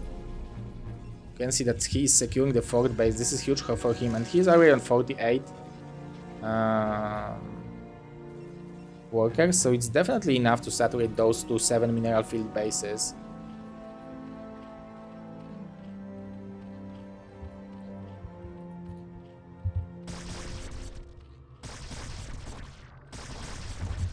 I guess you can target fire the Nidus Canal and then attack over here. That's nice move. Oh, those storms might get Doodle so much value. I guess those are nice snipes still. 3 Templars, but for 4 Lurkers and 12 or even more Hydras, definitely worthy trade for Doodle. But look how tiny his army looks like. Obviously, if it's in the right position with that many Templars, especially against pure Hydra Lurkers, you can trade incredibly efficiently. So let's see. Doodle, Izu is kind of forced to defend this position. Okay. Those are amazing storms, but they are sniped now.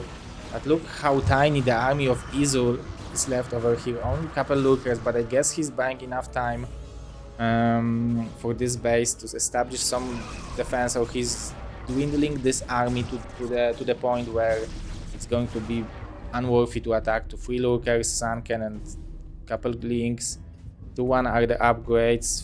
3 Red Carpet is just coming in, and you badly want to snipe those goons, because as a Protoss your goal is to trade Zealots and go back with goons, because those are expensive ones. So as a Zerg your goal is to try to catch the goons while they're reinforcing home.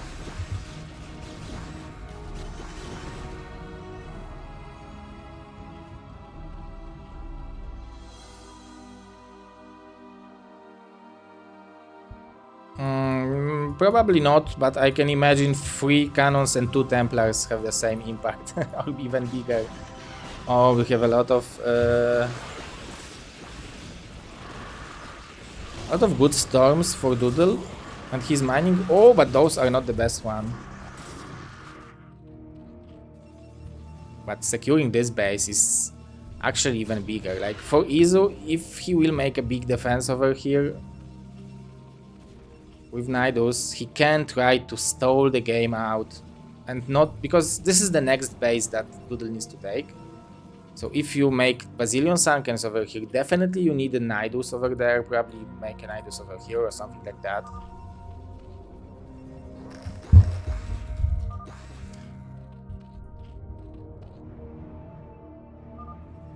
Free to going up to 10 gateways. We are not upgrading more. We are not upgrading more as Zerg as well. So those links will have only 1 attack versus 3 armor. So those links basically will be just meat. They will serve as a food for the rest of the unit. Okay, but the Lurkers deal a lot of damage. The storms are great, but this is a lot of Lurkers, and I guess those are stacked. Yeah, but Izu didn't transfer the drones to here, so he is basically mining, I guess, from this base and couple drones over here. So couple drones here as well for a while, but he didn't transfer the drones yet, so his income is even worse than a Protoss now. I guess the DT here will make a job of discovering this base. 1 Spore, making it very hard to push. But I guess now Doodle knows where he wants to attack.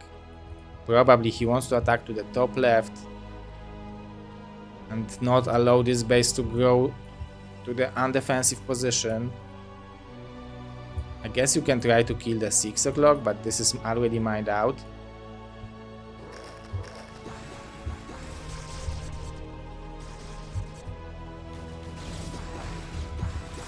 And Izu is not allowing Doodle to go freely.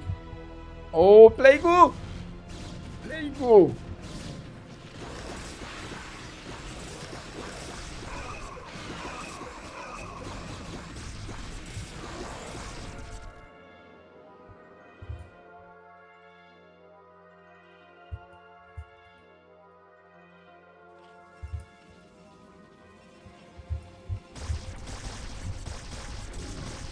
(3-2 versus 3-2). I guess there is a Scourge over here to kill the Observer.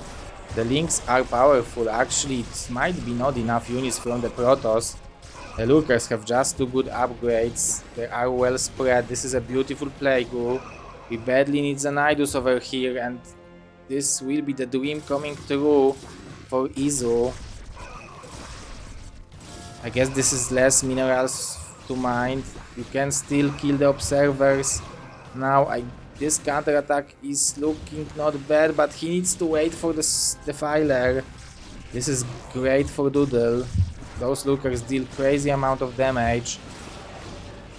But this base is going to be saved and this base is going to be killed. This is the first half of the Nidus. Still have a lot of storms. I guess with the lurkers and more links coming, the zealots eventually will fall. But we have more zealots incoming, so this attack will be stopped because there are no more links reinforcements.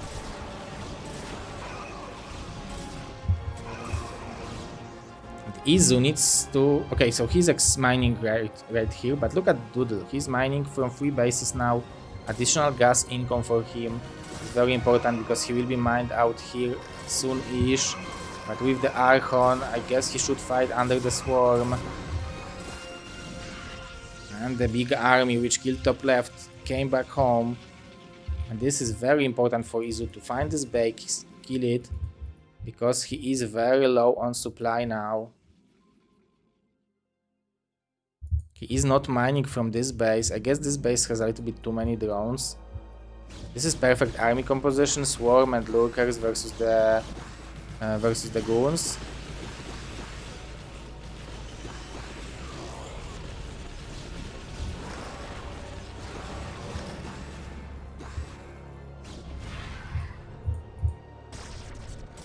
Yeah, but Doodle just has so much gas income that he can produce those storms and have trades like that forever.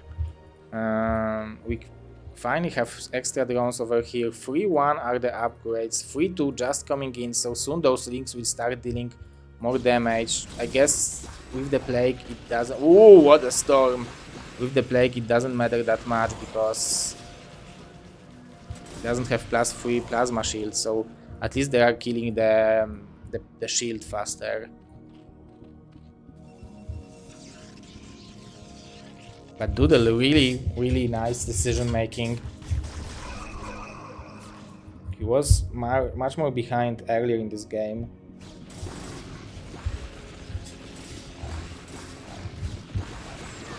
Okay, this is the storm that Izu was hoping for. The Suicide Storm.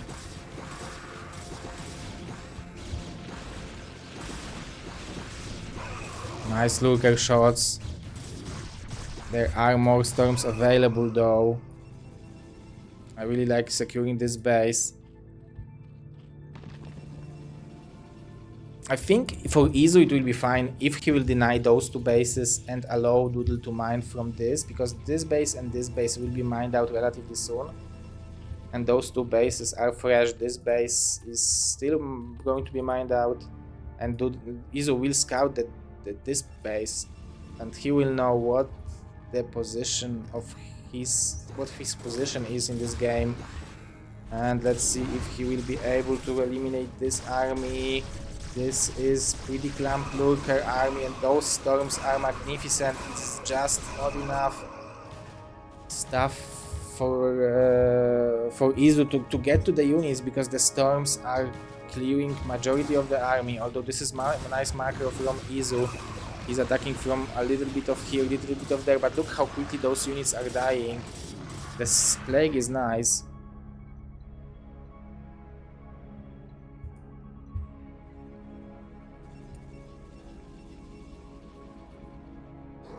Free 2 is done for Izu. Doodle, he needs a reverse. Yeah, that's what I wanted to see. He is making some. This is the first river. Oh, this is so aggressive. That's not how lurkers work. We have a swarm potential over here, so this base... He needs to swarm, and this base might go down. I guess there will be reinforcements, but the cannons probably will start falling. This is a good beginning of trying to deal with this base. But if I would be Doodle, I would be fine with just sitting over here and just mining from those two bases. Go for the speed shuttles and harass the Zerg and have a valuable trades. Okay, I guess this is for the Guardians. But we have 2 full energy Templars with the upgrade over here, so 6 storms available. And Izu needs to start mining from here because this base will be mined out soon, so he needs to transfer the workers over there. Izu is still holding on within the possible possible supply difference that he can still maybe do it, but it yeah, when the rivers will hit the army composition, it's going to be so hard. We have a lot of gas from Izu. I guess the Guardians will be annoying, but Doodle is mining from a fresh base over here, and that's what's painful over here.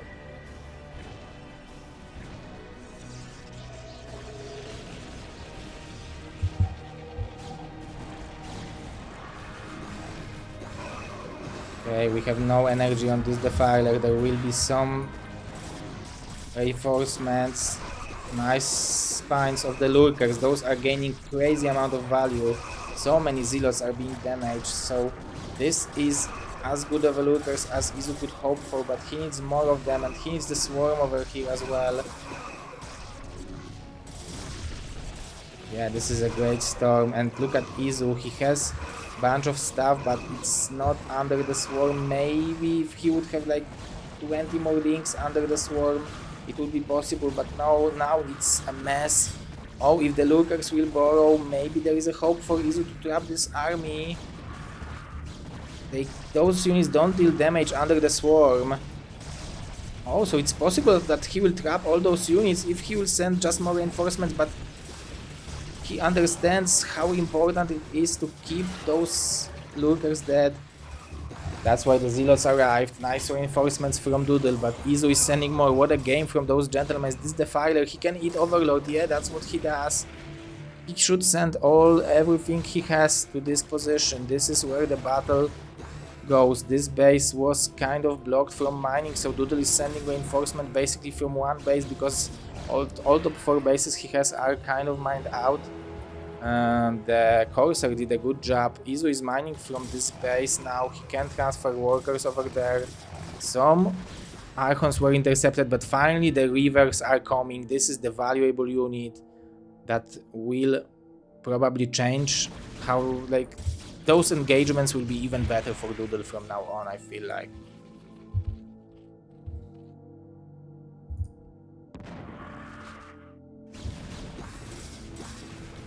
Yeah, the Archon will be picked. The Scourges will connect, so the rivers will be trapped in the middle. They're going to be plagueable. This is a great scourge, but this base is mining now. This gas is still there, but he needs to mine it with more than one worker. But I think he has enough gas income overall.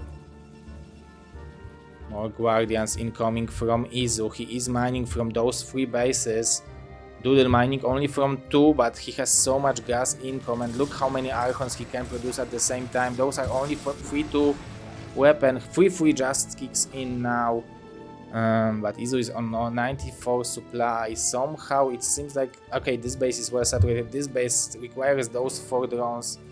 The Guardians will be definitely annoying. You can at least cut out the... I mean, the Scourges probably are needed here. I guess 1 Muta versus 1 Corsair. The Corsair has +3 shield weapon. Shield upgrade.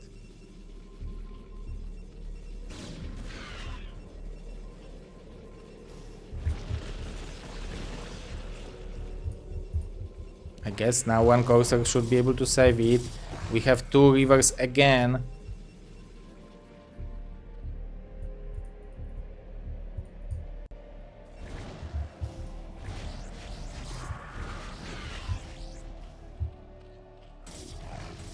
This Corsair is definitely gaining enough value. Okay, Izu is sending the Mutas, so it's possible that the probes will fall.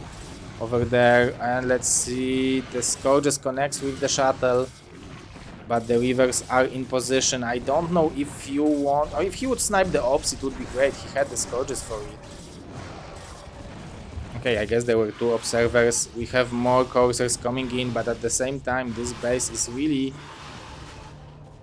being pressured hardly. But Doodle can easily create this base, yeah. And I'm shocked that Izu is making just links, like... He has 3,400 gas, so making more Hydras, more Lurkers, that's what he needs over here. He needs more Lurkers, more Swarms. And yeah, attacking with pure links just gives too much potential to the Storm value, I think. But it's easier said than done. On the other hand, you have 3-3 for the links. And I guess denying this base is important, but the Storms are so good from Doodle. And he manages to kill almost every single link. There will be a couple more incoming, but there is a DT, there is a Corsair which is scaring away. And I guess he will kill the links. 1 macro hatchery is killed, 2 macro hatcheries are killed over here. Soon Izo, if he will lose this position, he will have hard time mining, producing units. He will be mining more than he can produce. So that's what killing the... Okay, finally he's making some Lurkers, but I don't know if it's not too late, because Doodle is already mining from this base, like... Those are good trades against the Zealots. Maybe he will be able to snipe some Templars. Good Storm. Nice Plague. So maybe he will be able to snipe the Nexus, but not with the DT over here. Doodle, very tight defense over here everywhere. Very good game from those gentlemen, by the way. Izu needs a Swarm. This is the magical unit.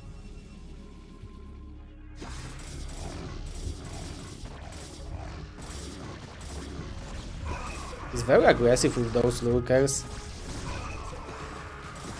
And like the perfect scenario for him is that Doodle will attack into the Lurker field and lose all the army stupidly.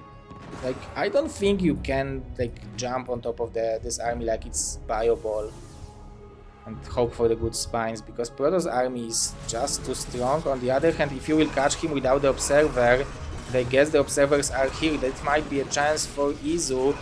Okay, there is Observer over here. The Storms are magnificent. Really good value, actually. I mean, that wasn't that bad trade for Izu, but... Yeah, that like Protoss is mining so much. Like, he can produce basically just Templars. And make just Archons. He has so much gas. Look at that. 2 Archons at the time. Another Templar over here, and this is going to be Hydras. Okay, so maybe he can snipe the Observers. Oh, but the river shots are crazy strong, but they need to get in there. They are not plagued. Those are 3 macro hatcheries and Hydra then. So Izu is mining from 3 bases and he will have 4 hatcheries in total.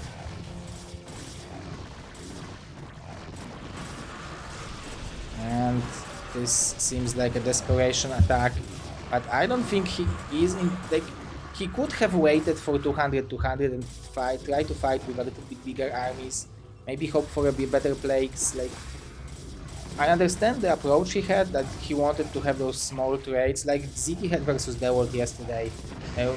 Same map, similar situation, similar length of the game, but it was a little bit different. And GG from Izu, and Doodle is securing. Actually, this is 2-0 lead. I didn't update it earlier.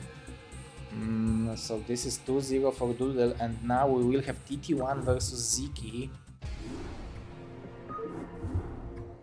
Very interesting.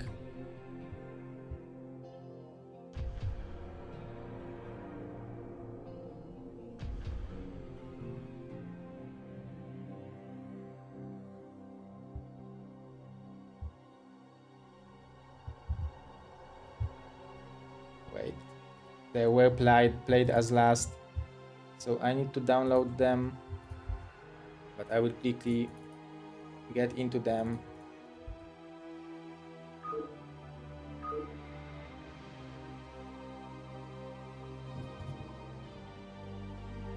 Okay, so the first map between Ziki and TT1 is going to be All-Star.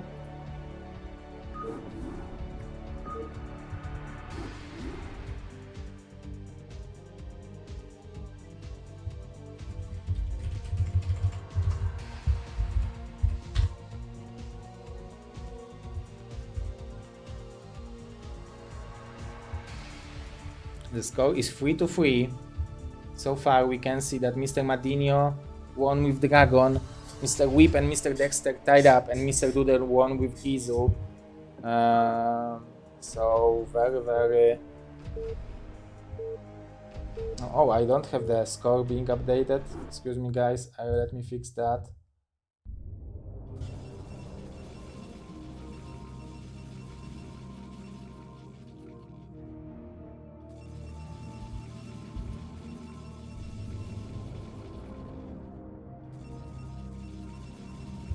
Okay, 3-3, let's go.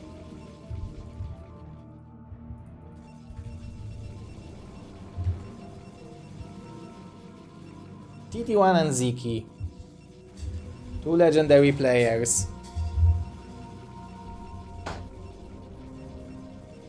Bottom left we have TT1, top left we have Ziki.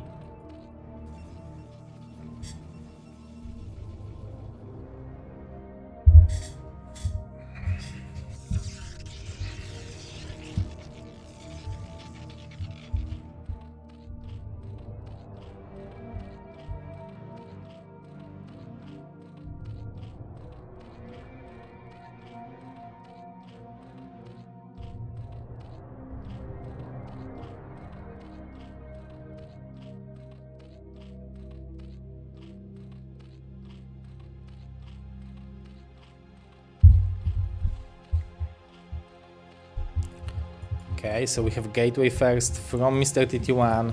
This is incredible match. I'm really hyped for TT1 matches because he usually has a strong opponents. And I believe versus Latam, TT1 tied up versus JD Conan 1-1, if I'm correct. So that's a good score for a grandpa, alright? Mr. TT1 is like listening now and like, what grandpa?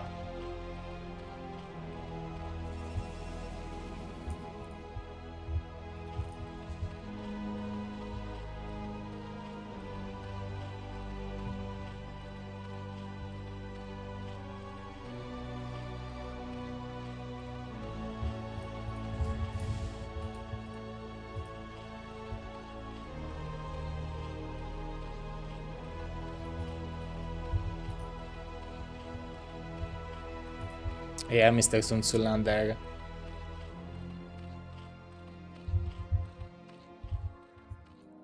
No, Doodle will not play 2 versus 2. Is going to be TT1 and Andy versus Madinho and Izu.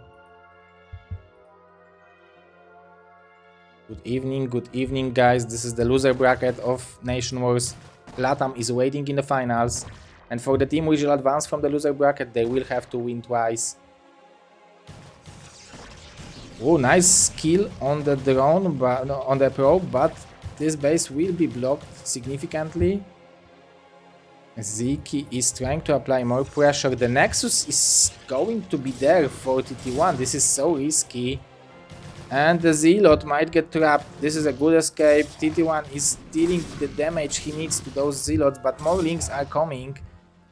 I guess keeping the Zerg out of third base is great. This Zealot is even coming back home. He did the job. More probes. I mean, not more probes. The probes are being sniped, but 3 links of Ziki in your main base. The big thing is that Ziki still doesn't have the third hatch. Do you make it in the main base in those circumstances? Do you make it here? You want the larvas. You don't care about the mining anymore.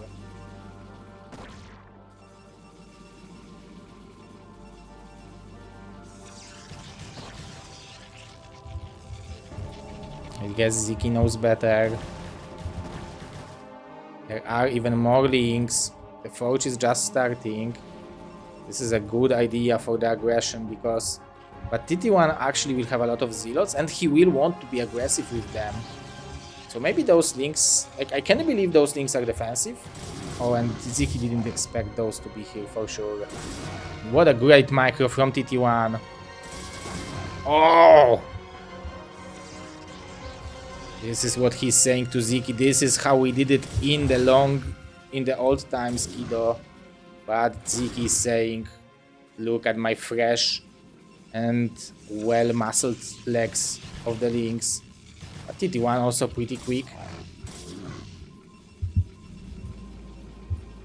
Speed is on the way, so keeping the links alive might give him chance to get some more value, but TT1 making the cannon, we need to remember that he lost 3 probes earlier, so like the earlier you kill the probes, the better it is for you as Zerg. So despite Ziki having to invest so much into links and lacking the third hatchery, he still might be in playable position. Oh! And now 5 zealot move out, TT1 very aggressive. Look how late this cannon is over here.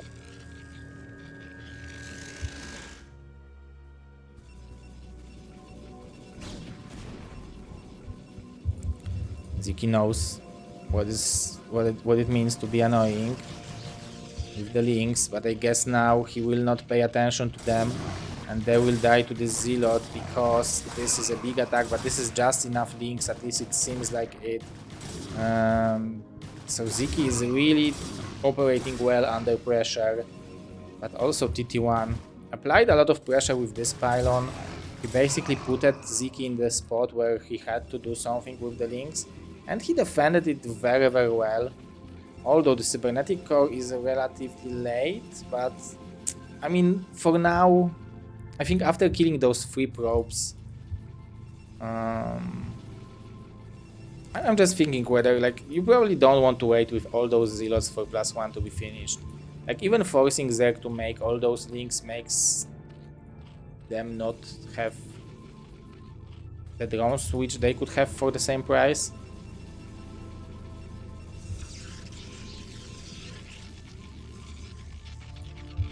And Ziki will try to play it standard-ish. Probably will go for extra hatcheries, but you can see that he's lacking larvas. Because of, like, probably he lost like 6 units or something like that. It was probably more than 1.5 minute delay of the hatchery. Maybe even 8 larvas. 8 larvas is 2 minutes, right?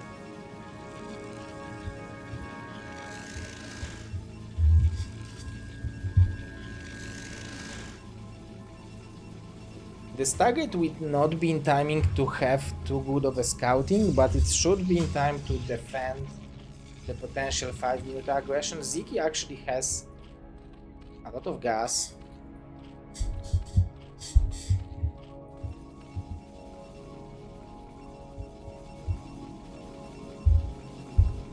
Okay, so he will go for 4 hatch mutas.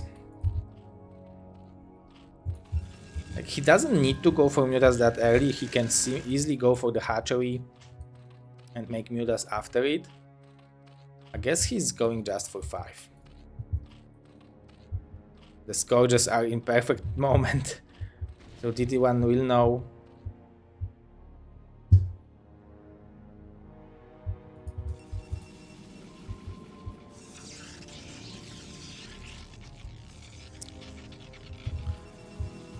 Didn't scout it. I guess he scouted the gas maybe. So if Ziki would make gas over here, he could surprise him with the mutas. But you never think about it. Like, it's hard to calculate where the cursor will fly.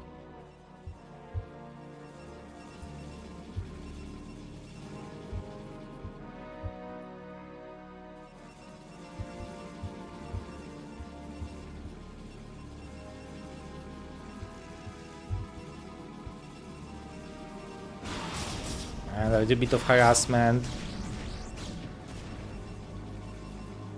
36 probes only from Mr. TT1.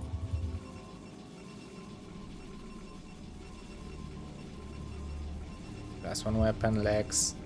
I'm wondering, when do you want to explode with the gateways? Probably when you have like... How many probes is he going for? Like, you probably need 42 or something like that. But Zeke is doing good job being annoying.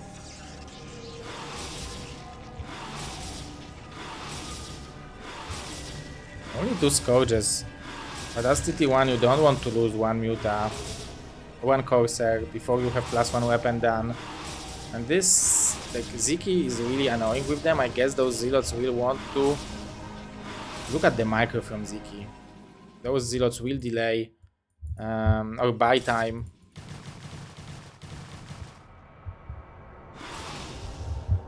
But this is insane value for those 5 Mutas. Ziki is buying himself extra time, already making Hydras, which is surprising to me. Oh, but this is great for TT1. He should be able to eliminate all the Mutas. Ziki wants to split, but it's a little bit too late, and no, nothing will be left. So I guess producing those Hydras makes sense, because now the Zealots will be extra dangerous. TT1 will start producing High Templars.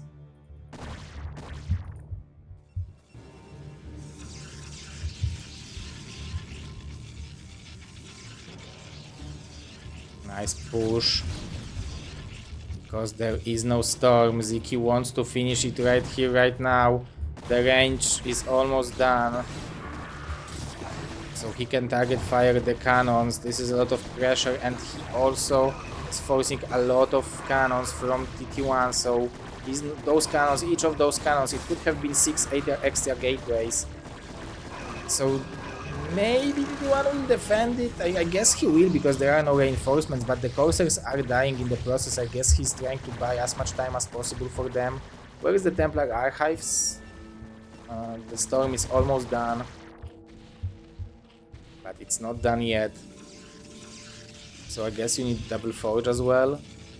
Robo, yeah. And Ziki definitely... He could drone up, and he probably will drone up a little bit more soon. But he has 42, which is fine. He has like basically needs extra 10 to have the perfect saturation in all 3 bases. Perfect-ish or very high.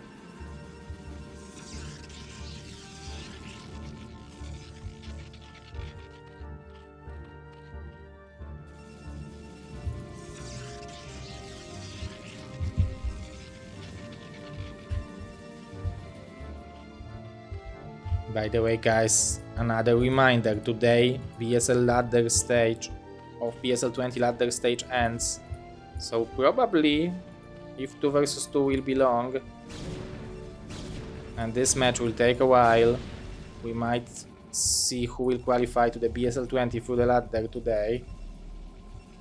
A lot of gateways from TT1, double forge, observatory, 4 Templars gathering energy. This is the power play from the Protoss. I mean, the powerful. This is so hard to stop nowadays. That's why the Protosses are so strong, because you basically can sit at home after Forge Fairs, expand, just go for 4 Templars and move out with like 12 Zealots, 20 Goons and 4 Templars, Observer, and just be happy with your unkillable army. And as Ziki, I guess you want to do everything to be ready for it. You don't want to overdrone, but you also don't want to underdrone. So if Protoss will go for double expansion behind, like instead of attacking you, that you will still be able to play it out. But having the position, aggressive position on this high ground is great for Ziki. 108 to 103 supply. ET1 army will be extremely strong.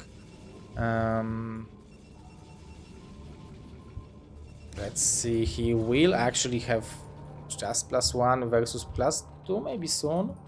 Halfway done. And he needs to be careful with the Templars. He have 4 of them, but each of them have double storm. Probably even the energy upgrade will be researched soon, but there is no overload here at least. So I guess the Observer is kind of safe. This is not a bad storm. TT1 needs to be careful and needs to storm the Hydras. He is doing a good job keeping the goons alive, but now they are starting to die.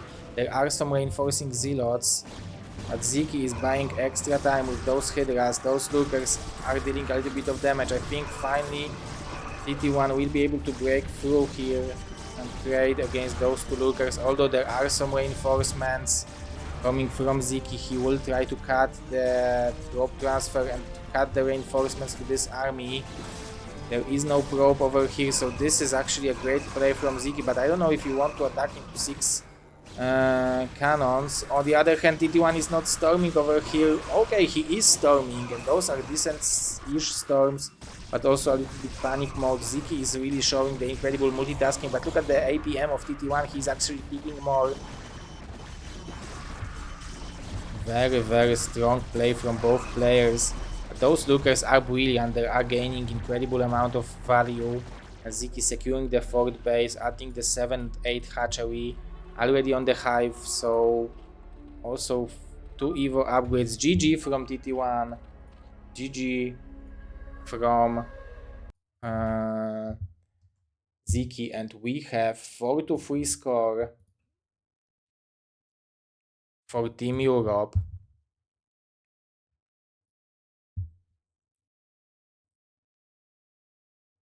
Okay, the map pick is going to be Eclipse. Cool map. I wanted to see their match on Eclipse. The Eclipse is the map which actually Ziki was picking against Dawid in their weekly tournament. So yeah, I think that was great. But yeah, definitely not count out Mr. TT1 yet. Let's go.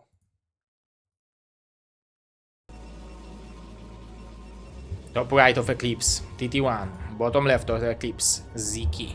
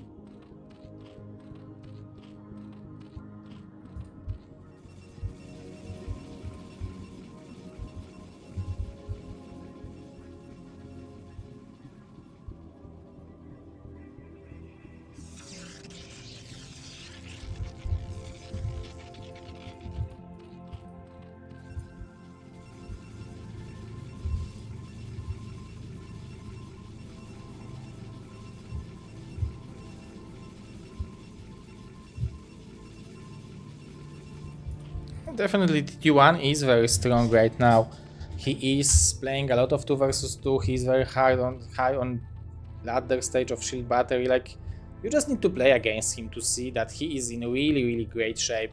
And we have a 9 pull from Ziki because, like, how I understand it, you go for 9 pull nowadays because Protosses are going for Nexus first very often. So you want to basically at least force them to go for 2 cannons before the Nexus.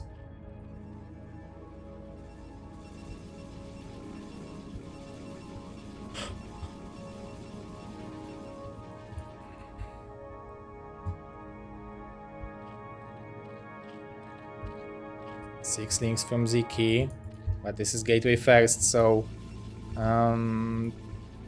and TT1, despite it being the gateway first, sending the first zealot out, basically crazy. On the other, oh my god, versus 9 pull? Yeah, you want the first zealot before the Nexus. It would be. TT1 is an old school player. PT old school 1 versus 1 player. He has a like this cool name like Payam, Patayam, or something like that. But he is a old school legend. And third base is being blocked again, so this is the strategy of TT1, and I guess this game might be a little bit better if he will not lose the probes. The Zealot is being intercepted. I guess bringing the probe in. Oh, it will regenerate. Yeah. This is not a bad value. Although this Zealot is keeping the probes alive. But this pressure will force TT1 to go into the cannon before the gas even. I guess 4 links in your main base is kind of scary.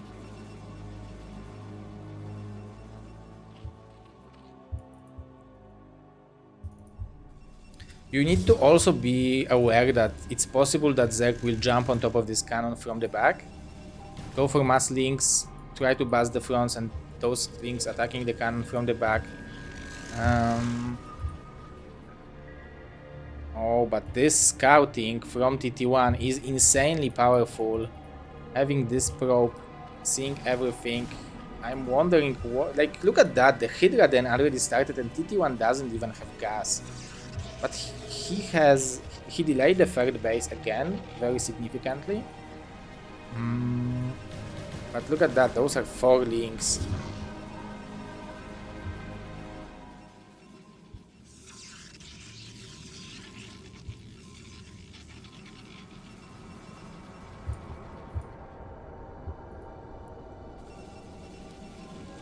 This Zealot will be intercepted. 420 APM of Ziki. And you can see where he's spending it. All the 4 links are alive. He managed to keep them alive. Oh, look at that. Oh, that was a little bit unlucky from Ziki. But that was beautiful micro sniping this Zealot. But those 3 are going in. I don't know if he realized that. I guess he did because he's making more links. But this is a lot of pressure from TT1. The cannon was cancelled actually.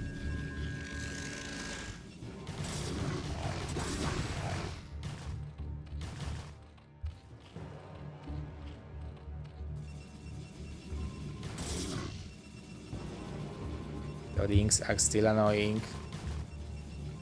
They didn't kill too many probes though. I guess they all have killed. They have 4 kills in total. And TT1, oh, but he might lose probe. TT1 is doing good job scouting Ziki all the time.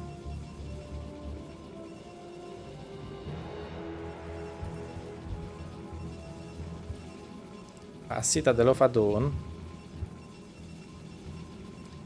Do you still, like, do you want to delay the star, like, not make Starcade at all? Just go for probably pylon here and gateway here? I don't know, 2 more gateways, 3 more gateways here.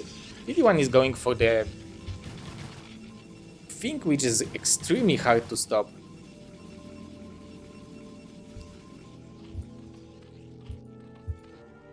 We will have more drones than 9073 from Ziki. Oh, I guess 2 more. Yeah, because this is 9. Oh, this is 10, so 3 more. So those 3 extra drones. Like usually when you are making 9073, you want to force Protoss to make cannons before the gateways. But now starting the Zealots before the Hydra pressure even began is relatively good for TT1. Especially that this forge is like, the cannons are hugging it, so it's going to be hard to snipe it without engaging. And do you want to commit that much as Ziki?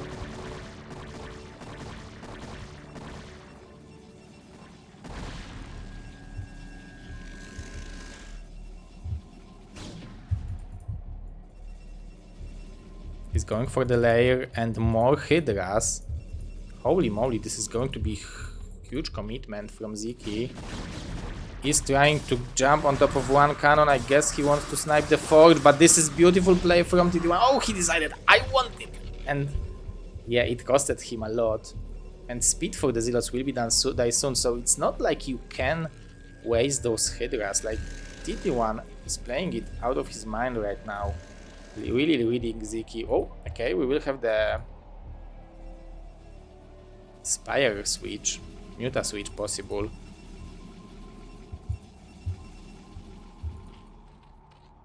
Okay, now we have a little bit of drone up, but I guess Ziki missed the window for the drone up, and now if TT1 will decide to be aggressive, I'm wondering when it'd be. I guess he wants to wait for +1 to be finished, and the number of Zealots will be insane. I guess it's good for Ziki that he has this Sin City over here, so he will be able to maybe make Evo, I don't know, make second Sunken. He will have definitely some time to react to it. The Mutas, it will be still some time before they will be in production, so you definitely need some Sunkens. I guess he's trying to buy some time. Maybe he's trying to scare the Zealots out. I like sniping one here, one there. There will be one Sunken available in the third base. Ziki very low, 23 workers to 44, to TT1 doubling him in supply. And 3 Hydras is definitely not enough to protect this base from that many Zealots. I guess he will try to buy as much time as possible. At least he is splitting the attention of the Zealots so the bottom army can deal with them relatively well, and I like this move from Ziki. He will be able to defend it. But again, TT1 with this pressure, he's forcing more units. I guess some drones are in production. And do you expect the Muta switch? I guess you do, because yeah, he already switched to the Templars. And I like the Muta play because with that amount of larvas lost, you need some extra time. So you need to delay the Protoss, maybe snipe some free units, maybe delay his expansion. So you buy time for the 6 hatch, for more drones. Like, Zerg is not ready to just play straight up macro game from now. So Mutas is a great option, and picking some Zealots for free is great, but those, I guess 4 Mutas is not enough to deal with 3 goons. We will have more Mutas. He is not going for the Carapace. The 6 hatch will be up, but we can see how low on eco is Ziki. He has so many larvas which he's trying to spend, but you always need to be careful. TT1 going up to 7. Gateways. More drones from Ziki. This is definitely what he needs. This maybe going for the lurkers as well. Yeah, lurkers, and try to play it out defensively. Probably some upgrades as well. So if he will have more drones, then go for double Evo chamber and try to stall the game out. It's going to be probably impossible to stop the Protoss from getting the third base straight on.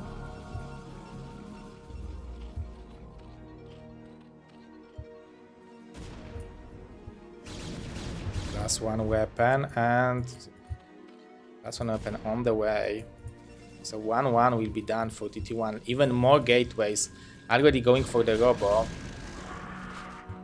Ziki, I think he needs more Sunkens, or maybe more Mutas to snipe the Templars. There are 5 of them. I thought that okay, there are more Mutas. Okay, so he will try to snipe the Templars eventually, but is 9 enough?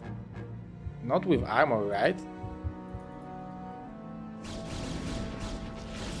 Oh, great storm from TT1. Good dodges as well from Ziki, but those Mutas took a lot of damage, and we have 3 Templars with 5 storms on them available. The Lurkers are in production. There are a lot of Sunkens over here, so this is what what Ziki will try to rely on while defending. There are some Lurkers morphing in the back. The Mutas are trying to jump on top of another snipe, but this is a great storm. There is one more storm available. The Sunkens are gaining the value. The Lurkers are also there, so it's going to be hold because the Observer is not there. Ziki is trying to catch this army out, but the storm is magnificent, although now those Hydras are in decent number, and it's possible that TT1 will lose this army. Oh, Ziki, what a comeback! Holy moly, this was powerful. Especially that he was behind in upgrades, and TT1 is committing fully to it. Like, okay, he's expanding over here, so he was watching. I guess best versus best versus free. Oh, no, not free. True.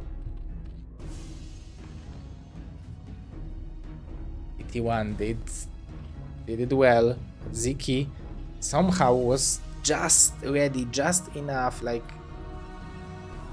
barely just enough. We are on 45 probes. TT1 securing this base. He needs more Templars, it feels like, because it's pure Gatewayman army. The good part is that he has good upgrades and +2 armor is on the way. I'm wondering if there are more Evos. The Evo is there, +2 weapon is on the way from Ziki. The supplies are surprisingly so close right now, like, that's so good.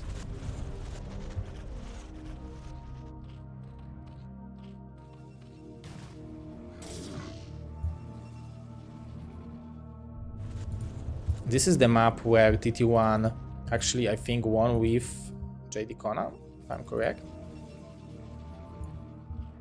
But probably you don't want to attack to the well-spread army. Catching this army is good. Needs to be careful to not lose the Templars. I guess that was a good idea to zone them out, but some probes will be sniped. Ziki is just being Ziki. Couple units here, couple units there. Now those units will be under pressure, but suddenly we have a huge supply difference. I guess Ziki rounded up, he expanded a bit. What a great snipes! Oh, TT1! Oh, he didn't watch the weather forecast.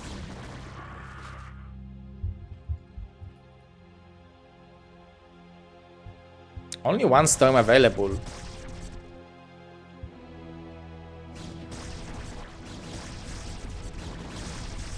Yeah, you don't want to take that much damage on those units. Yeah, this is so great for Ziki to have this trade.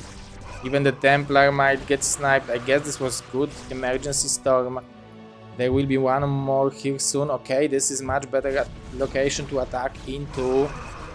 And this is where TT1 will take the engagement. He wants to take the engagement badly. And I guess sniping the Overlord makes sense, because now the observers will be kind of safe. There is one storm available. This is a decent one. There are some reinforcements coming from TT1. He has very good upgrades. This is 2-1 armor, so those units can tank a little bit more shots, but it seems like it's a little bit too much of Ziki. Although with this storm coming in, if it's going to be golden, anything is possible. Protoss is still mining-ish from 3 bases. What's more important, he has 3 gas income, but securing the 4th base is important. Ziki going in for the car pace. He's playing the defensive style like a boss. But TT1 is nicely applying a lot of pressure.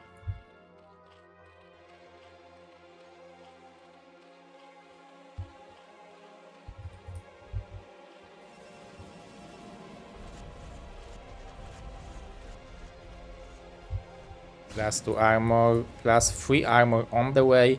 I don't see a second forge. There is no energy on the Templars. And this base at least has Sunkens. One lurker only over here, so if these units, like those links, don't do much damage to this army, those Zealots will shred them. The observers are not in range of the lurker, so lurker is doing great damage to those units. And as TT1, you are probably satisfied with the trades. Like, you want to storm trade some units and go home.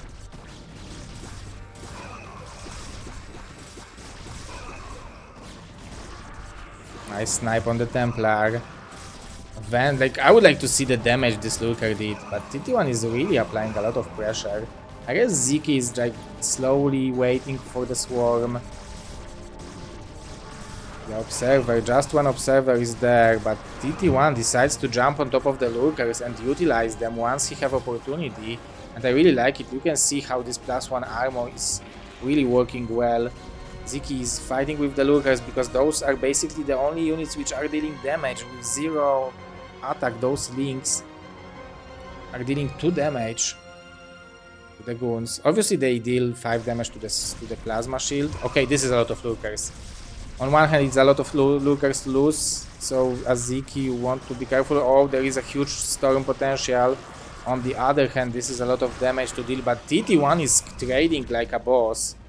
Some goons were sniped over there, but look at Ziki supply, it's getting lower and lower, and TT1 is expanding on the bottom right location. But soon the Zerg will have the upgrades, and that he have it now. I think Adrenaline and +1 weapon will kick in, it will be completely different. Oh, Ziki decides to go back. Nice storm from TT1. Ziki expected that the aggression is finished. TT1. I really like expanding over here. Like, defending this base would be much harder than defending this one.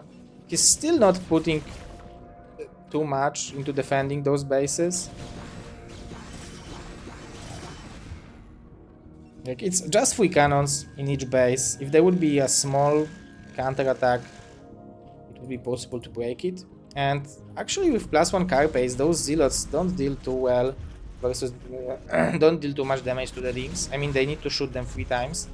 And suddenly the army of Ziki looks bigger, because he is actually mining from 4 bases now. He will be mined out in the main soon, but now he has much bigger income, and TT1 definitely don't. Oh, those are the crazy storms. Nice looking magic box tweak. And TT1 is not forced to end the game now. Like, he has the upgrades. He has 2 armies, two units mining in the bottom. So he not necessarily have to finish the game now. Like, he can go for the rivers, try to play it out. Mining the bottom side of the base map is fine for him, I guess. It's nothing bad to just wait a little bit, start mining this gas, maybe make some drop, maybe make some rivers. 1-1 are there for the links, definitely much better. Yes, it's anti-Archon, but it's enough Zealots, I guess. Also the swarm is out. Okay, but the goons are not dealing any damage, and TT1, constant aggression. Good storms.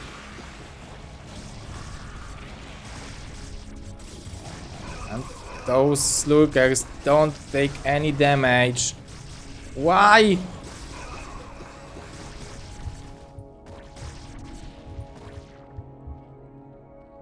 Why attacking under the swarm is the big question. But now we have some counter-attack. 1-1 links. They will probably kill 1 cannon, but nothing more. Have a nice escape of the Templar. But Ziki is so good in making the right army he needs. Just enough Lurkers. But now TT1 is pressuring in. Nice play, go. Oh, but TT1 army seems powerful, although there are a lot of Lurkers over here. Ziki is trying to stabilize. He has this top left base. But TT1, those Archons are very low. They died with the 1 shot, 1 punch, 1 kill. He have no storm available. Those Templars needs to evacuate. Oh my god, this is such an important picks. Those are such important picks, and that was a little bit like I think he did it a little bit too quickly. Those probes are not mining here. But TT1 is really applying a lot of pressure on Zerg, but this is a little bit, seems like a little bit too optimistic. I guess he's playing around the fact that Lynx don't have too much, they don't have too much DPS against his army with +3 armor, so he's... Oh, but those lurkers, they are dealing a lot of damage. We have one more storm available.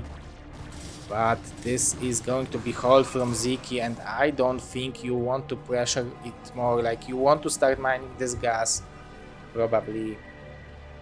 Ziki is mining from those 2 bases, but 3 bases actually, 4 bases actually, but those 2 will be mined out relatively soon.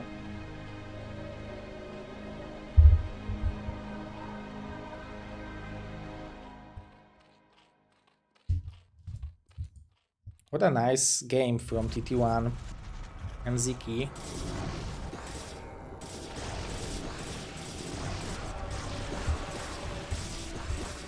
Mr. Nagmar is going to be in Krakow next weekend. LAN party.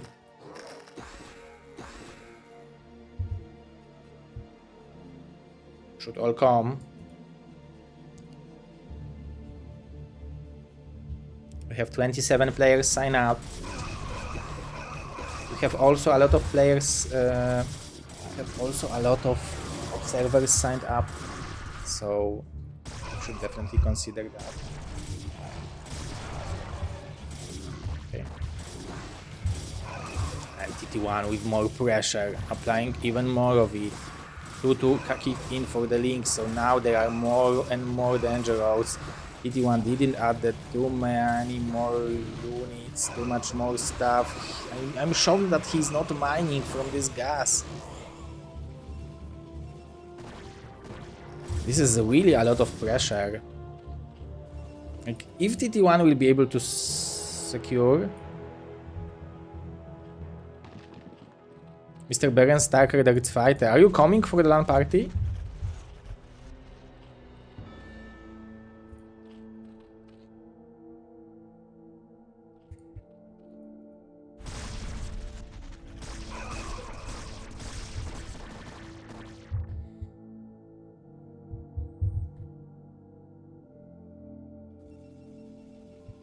Okay, Ziki now with 40 super advantage. There is still a dream alive for TT1. Last free weapon is on the way, but we are missing lurkers over here.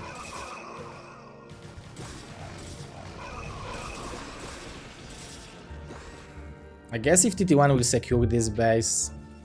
Like, why is he not mining this gas? Like, he's mined out in main base and natural, so he's basically playing it on one gas only.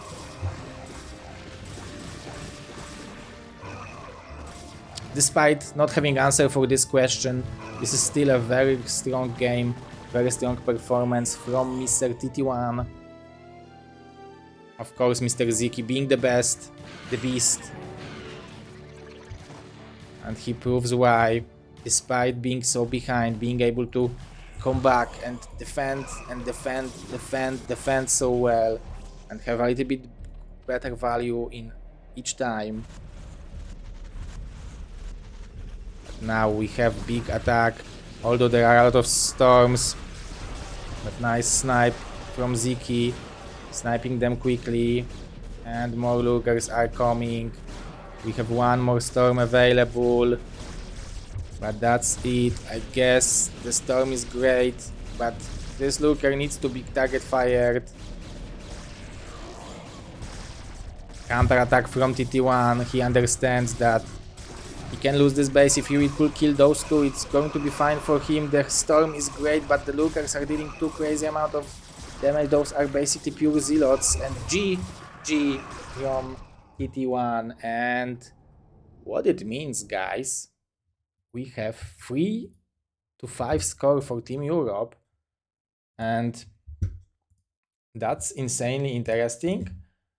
Because if you will look on how their last game between them looked, as you can see, they had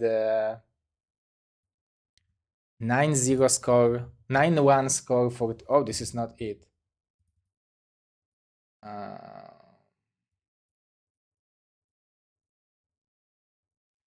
They had 9-1 score in the winner bracket semifinals. So far, this is a nice rematch for Team Europe. 3-5. Let me just simply update the score. And we will go and watch TT1 and Andy in 2 versus 2 playing against Madinho and Izu.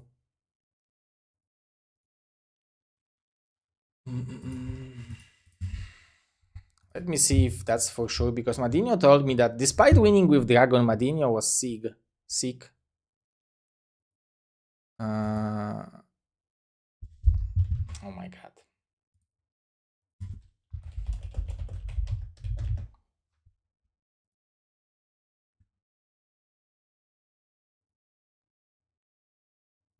I guess it's Izu.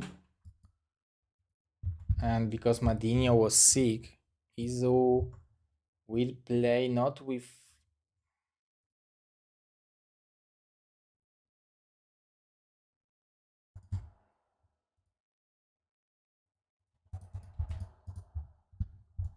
Who is 300?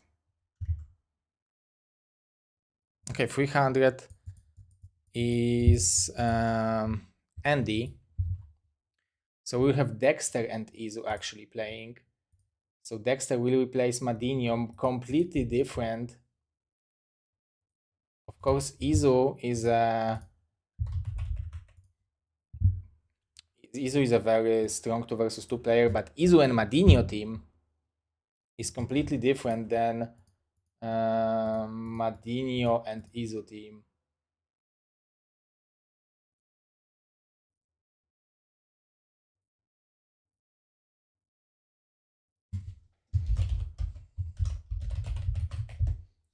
Okay, let's see the game.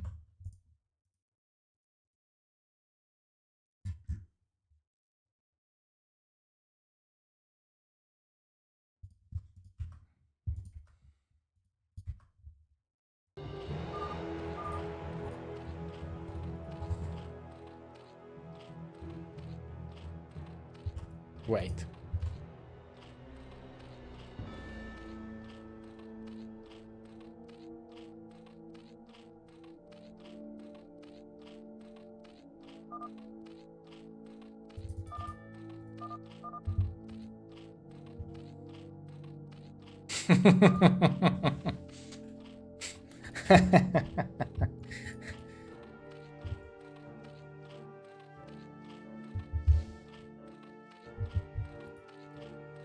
Yeah, Mr. Giran and Mr. Rancor were playing as a team in BSL 2 versus 2 Season 2. I guess they are the team partners for the BSL 2 versus 2 Season 3, which is currently... Qualifiers are running on Shield Battery. You can still sign up. It's up till April 15, so there is still 2 more weeks. Okay, so Andy on the top left, TT1 on bottom right, Dexter on bottom right, on top right, Dexter on bottom right, and Izu on bottom left. So we have Zerg Protoss versus Zerg Protoss, so I expect double gateway from both Protosses, and that's what we are seeing. Europe versus Canada will be decided on 2 versus 2. Team Europe just needs to win 1 game. Team Canada needs to win both games to equalize things.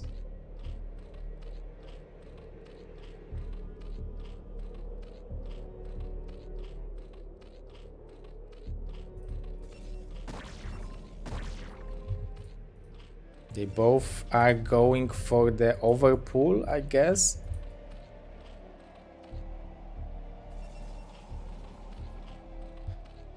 So this is kind of like ZVZ versus ZVZ and PvP versus PvP, maybe? Like, I guess the one player who is making 6 links is behind, because then the second Zerg has better eco and will have a faster Mutas. But both Andy and ZZZero are extremely experienced Zegs in 2 versus 2.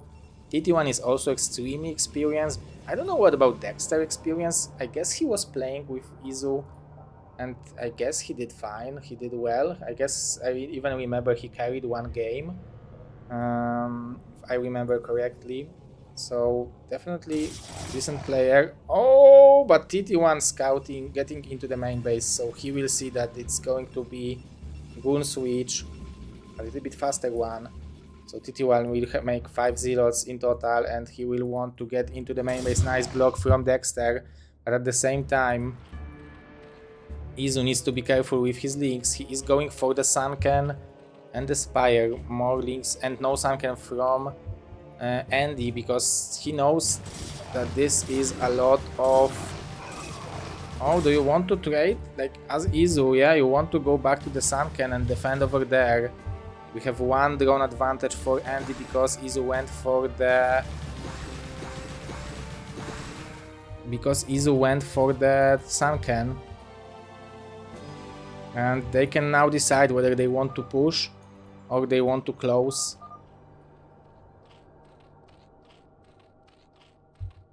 Okay, so I guess this is the Sunken to defend the counter-attack.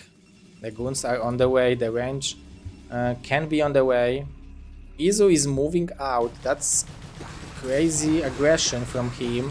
But he's trading against Andy links kind of equally.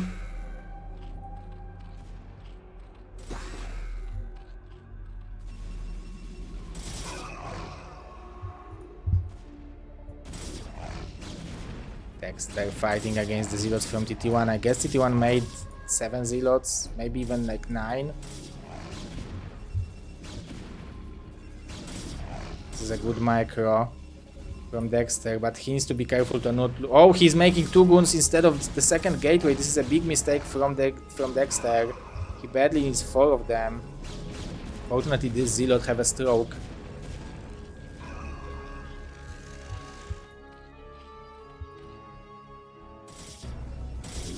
Nice counter-attacks, a little bit of counter-attacks from Izu, also scouting what's going on over here.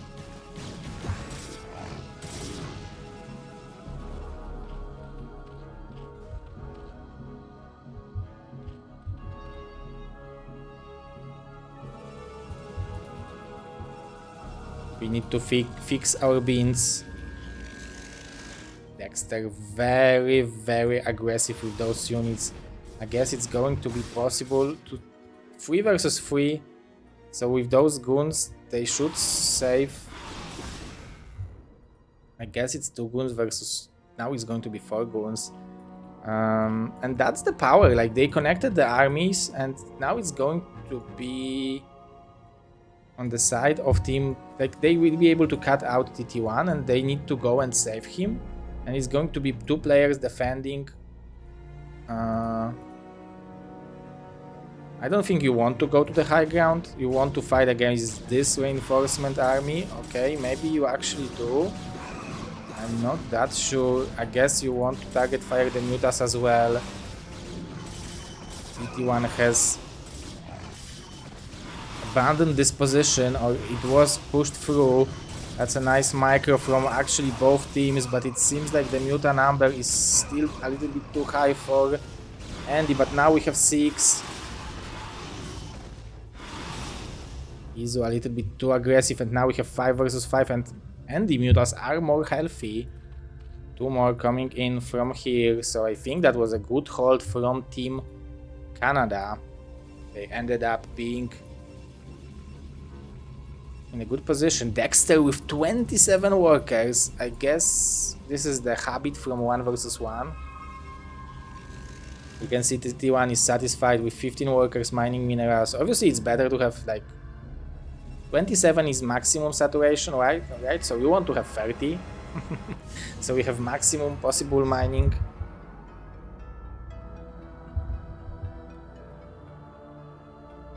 Another Sunken.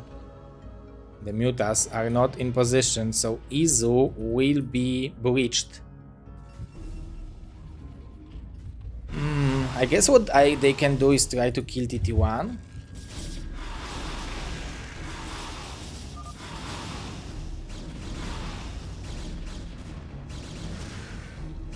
TT1 that he's pulling the strings.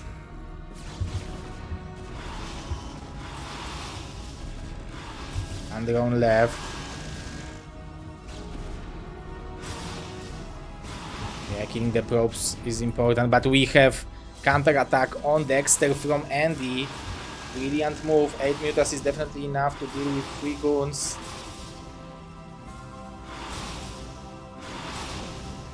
Even with 4 goons.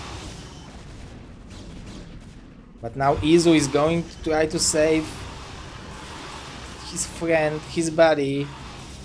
But I guess they killed Zerg economy. Now they can kill Protoss economy. That was a good micro from Izu to fight against those mutas, but Andy still keeping the numbers healthy. And those... This is 2 critical damage. I guess those 2 mutas of Izu are killing Andy as well. But those goons from Dexter, he has 8 versus 6. Izu is making 2 links instead of 2 drones. Those are not scourges. We have the money for it. I guess those 2 mutas can deal with those 2 mutas. But we have more mutas. Those mutas are the difference makers. Dexter has 600 minerals. If TT1 will not kill the pylons, he can make... Like, if he will cancel the zealots, he can make 7 more goons or 6 more goons.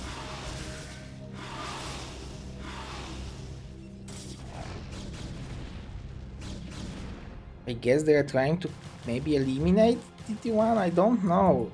Like, Dexter should... Okay, he will be able to maybe defend the Nexus. Okay, now the mutas will be able probably to snipe it. But those goons should not die for free. They should take as many units as possible to lead them. We can see that the micro of TT1 is insane because he understands how important it is. GG, Dexter, Izu falling, Andy, TT1 are bringing the game. For Team Canada, 4 point. Very important match. And now the map is going to be Deja Vu.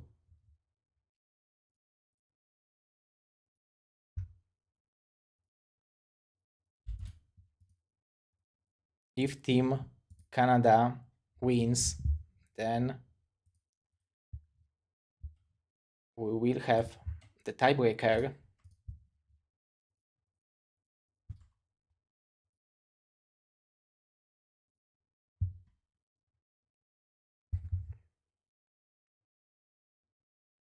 So, without further ado, let's go to the right game.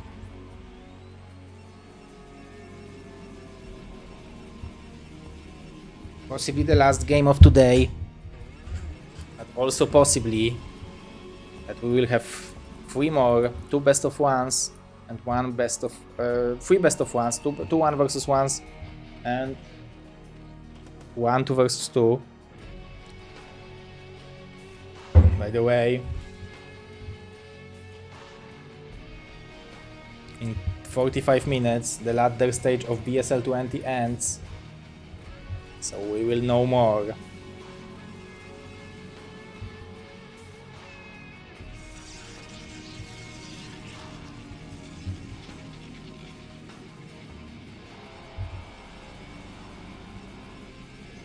What if tied? There will be tiebreakers. Both teams will have to bring 2 players for 1 versus 1 and 2 versus 2 team. And they will play best of 1. 2 1 versus 1s, 1 2 versus 2. But for now, Team Europe still has advantage. And the bottom left. TT1 top left. Cross position. Dexter top right.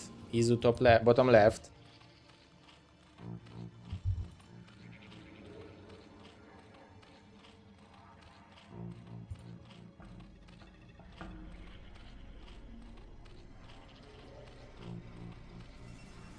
Double gateway is kind of standard.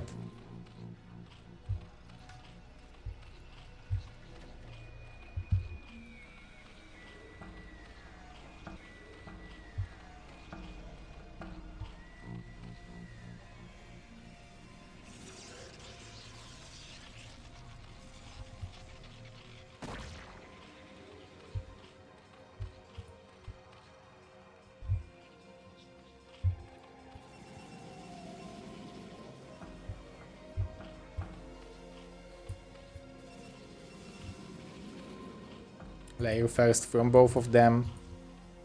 Same amount of drones. I guess this is a regular build order.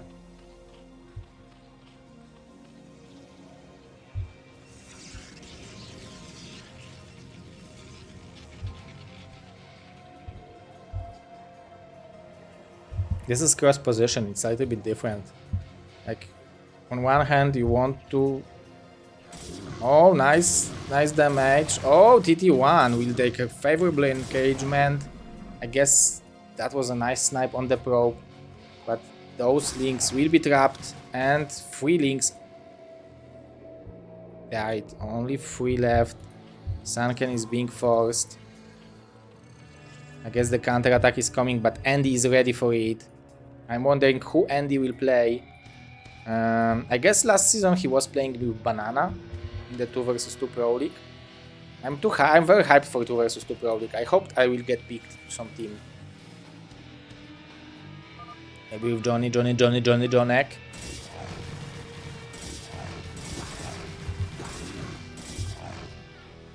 If not, I will bring Mihu.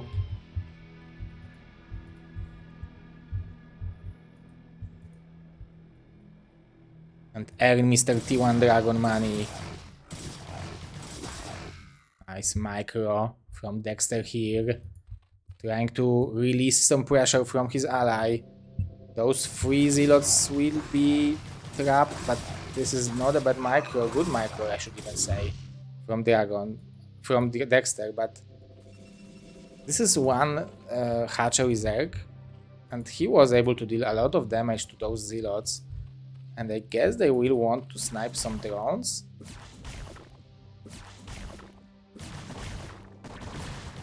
This is a good hold by Izu, it seems like it at least.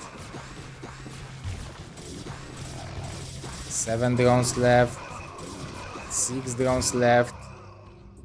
The Mutas, 300 will be there for Izu. Nice trap from TT1. Nice block, I should say. All those zealots are basically dying. Almost all of them can die to those 2 zealots if Dexter will not pay attention. Okay, maybe not. Or yes. This is a zealot killer. The traitor. Scourges. Oh, very smart from Izu. So he will be able to park on top of the... Oh, excuse me. I thought that this is... Okay, so there will be 3. But Andy needs to pay attention. This is a nice timing, nice way of trying to gain some value. I guess he can go back to TT1 and just defend the Mutas under the goons.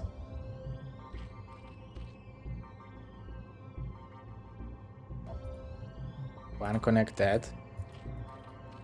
Izu on 7 workers. Andy mining gas with 3 when Izu only mining with 2. And what's important is that Andy has Mutas. Izu has only 2. Andy should have like 4.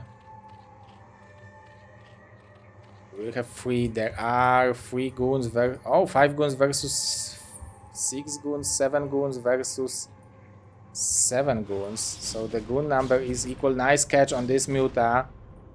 But this is a nice catch on the goon from TT1. Those small things matter so much. And those 2 zealots will help a lot to deal with the links. I guess Dexter still has something at his home. The units from Dexter main base needs to get out and try to help this engagement. Dexter, they are fighting on the high ground. I guess it's good for Team Europe. This is a lot of like good shots. 5 mutas are there.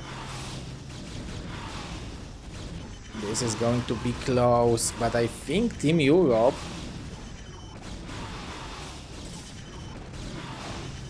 should be able to defend it, although the mutas of Andy are alive, but that was a great hold from Team Europe. Free gate versus free gate.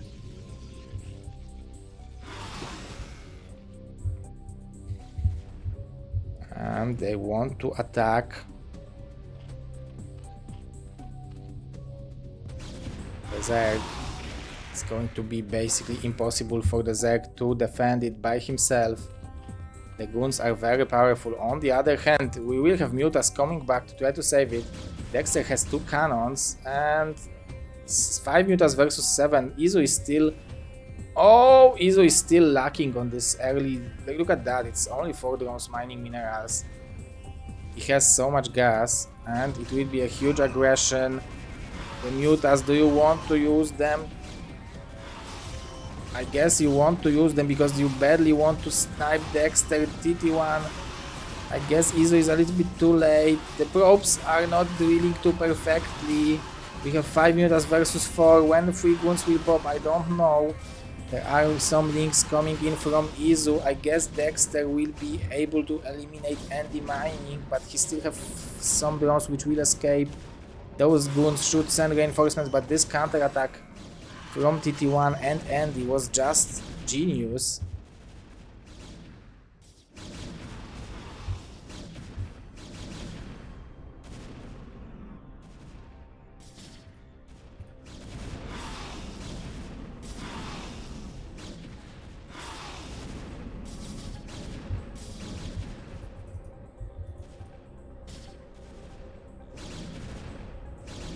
Nice value. I guess they can now think about counter-attacking TT1, but look at that, he is making the cannon. Even the drones will find a shelter near his goons. And this is going to be 5 goons and 2 mutas. Those goons are wounded. There is a high ground, there is a cannon. The links will definitely help, but this is going to be probably held well by TT1 himself. And look at that, Team Canada is tying up the series 5-5, and that means that we will have the tiebreaker series again. I'm loving the format. Let me see if I have the tiebreaker, because I didn't expect the tiebreaker. The matches were played today, so I don't know if I am ready for it. We will see. I guess this is the tiebreaker overlay.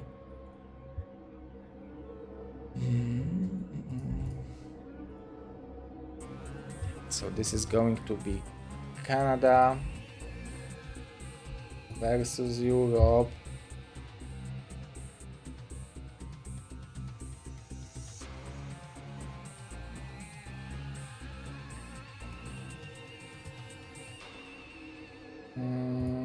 Oh, yeah, kind of ready.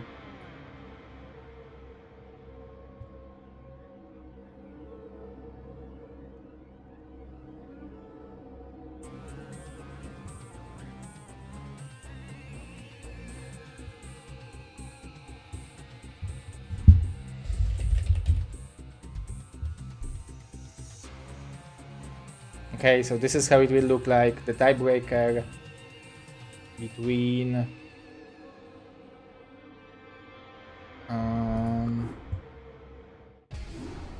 Canada and Europe. I didn't even download the games.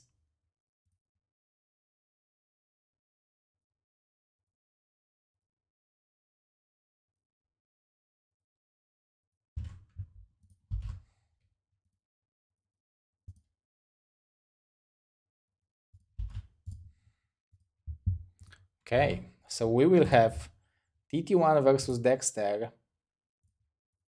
and Dragon versus Ziki, and TT1 Andy versus Ziki and Izu, so Zerg team. Very, very impressive.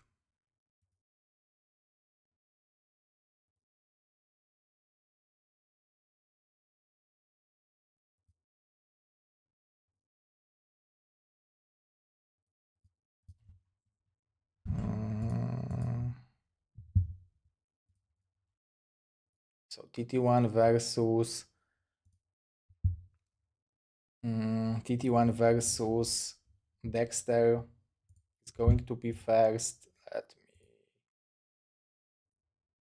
set it up.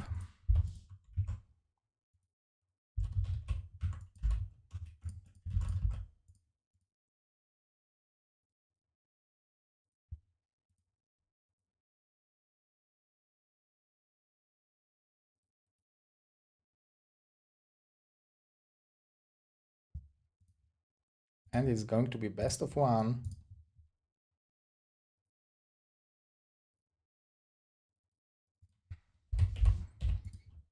Okay.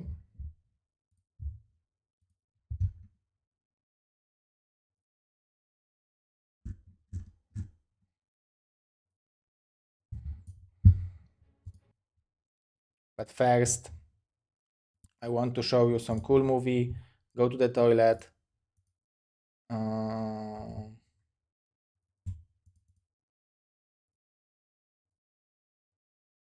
This is made by Mr. T1 Dragon.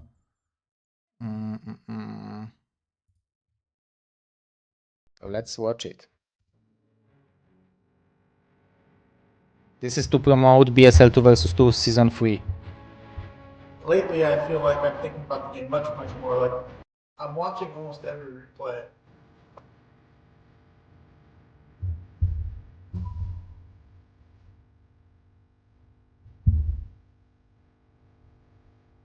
Okay, big fight going on in the middle of the map here. It looks like T1's forces are starting to melt, but can these forces get an envelope into these Dragoons? That is only Dragoons. Ready for wave 2. It's looking like a UMS map, marine defense or something. Like, can you hold off the waves of marines? It looks like the answer's going to be no. Huge storms. Wow. Yeah, man, here we go. They're like, it's time to bust, and they're going to be able to get those zealots on their first tank damage, man. Wow, Ziki killing a ton of Sair. Is it enough?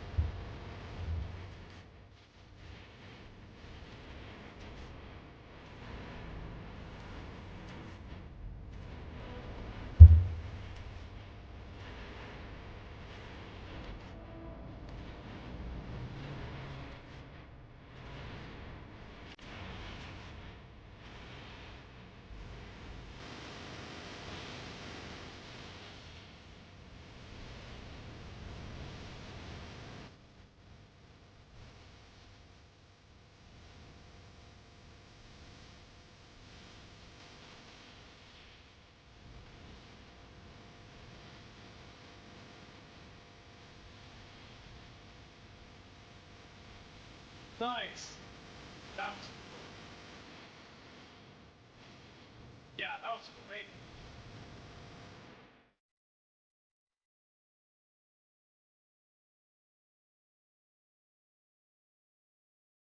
And that is the hype video made by our wonderful sponsor of BSL 2 vs 2 Pro League Season 3, which is currently running on Shield Battery. You can still sign up. You can enjoy the matchmaking of 2 vs 2 on Shield Battery, so check it out. But Now let's go for Dexter versus TT1.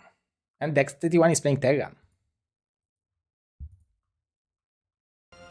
Because TT1 declared that in Nation Wars he is playing, he's race picking, and he is playing Terran versus Protoss. Never Protoss versus Protoss. That's, I should probably say, honorable.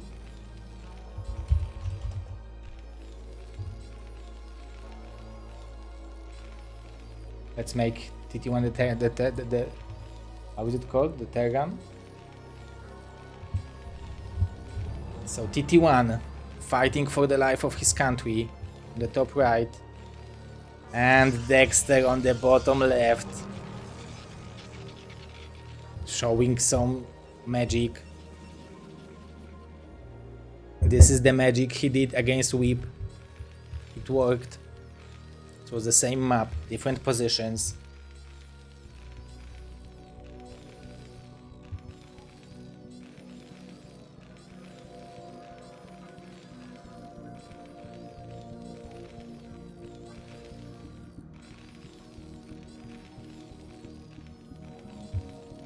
Oh, we have Mr. Interbit Sim, who is a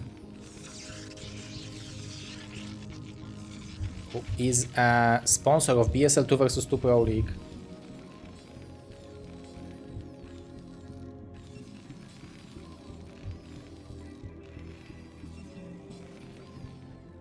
And TT1, 6 STVs should be enough. I guess he did it a little bit later, so maybe 7.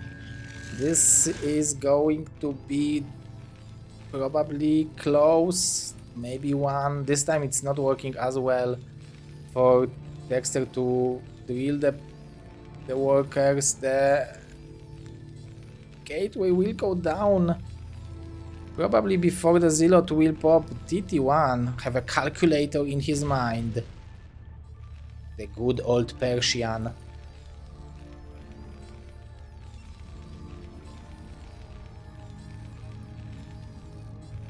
Brain. Even killing the probe, just like that. Guess he will kill the gas. Dexter, will he go for the Nexus? Please do it, like, it would be the most Protoss thing in the world.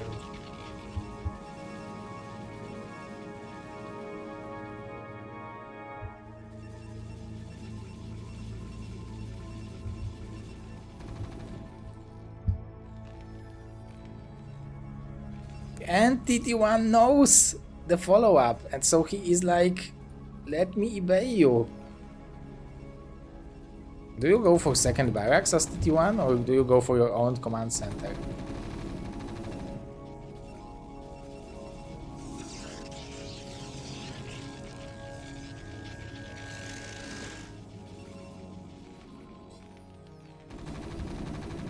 Only 2 marines. I guess he stopped producing marines because he wants to make command center. If he will cancel... Oh my god, there was no cancel. TT1.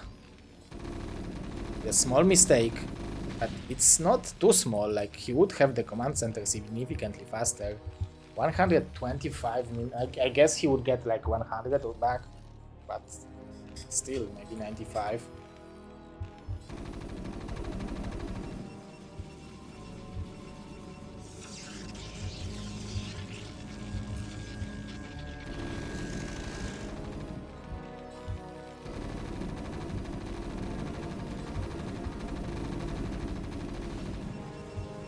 Keeping the STV alive as long as there is no goon. You can keep it alive to see the follow-up if there will be more gateways. Like, usually if you are going for such a crazy early Nexus, you probably want to go for second gateway as well.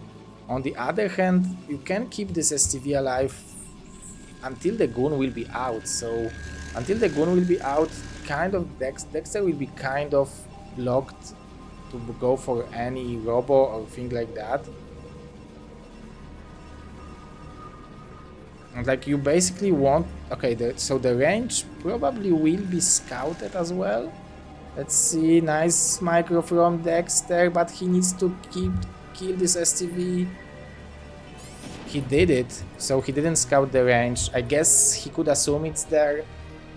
The second factory, 26 STVs to 22 probes. This is not the game. Oh, it was a mineral click. So he will double confirm that the robo is on the way. We'll confirm the range.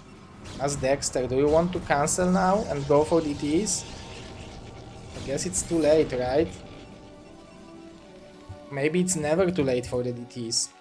DT1? 4 factories so early. So it's most likely going to be mass vultures.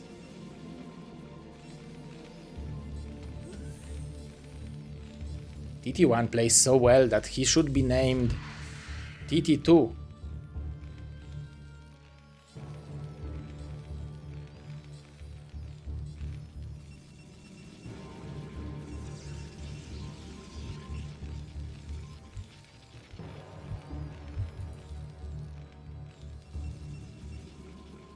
Although Dexter is trying to recover.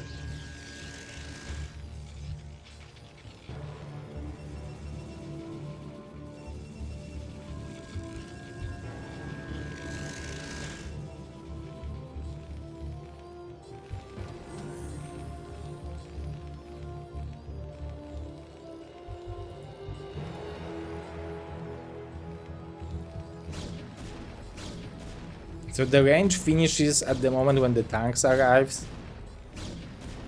It's never good for Protoss. And that's... okay, it's going to be 3 tanks and mass vulture, I guess. TT1 is lacking some gas to make double upgrades on the vultures. And produce tanks. That's why he added second gas. There is going to be the river, so I believe that's what Dexter needs. He needs a river, he needs a shield battery, but this push might be deadly. Speed for the vultures instead of mines, that's very aggressive. Okay, the mines are starting now. I guess you want to body block the goons so the marines and tanks are dealing damage. I mean with the speed vultures. Also, it's possible that you will simply run by to his main base. You can see TT1 stopped producing SCVs. He made some turrets, just 2 I guess. There is no turret beneath it.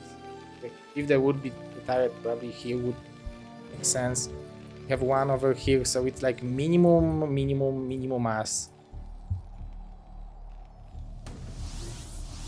Oh, but this river might get crazy value. Also needs to be careful, those vultures.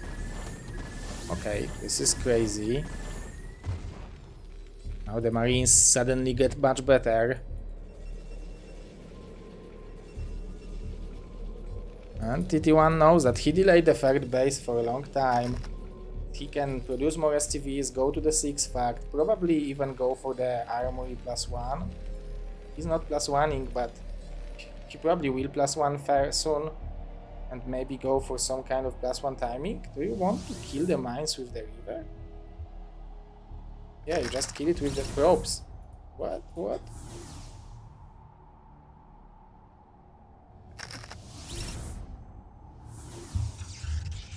I guess time is an issue.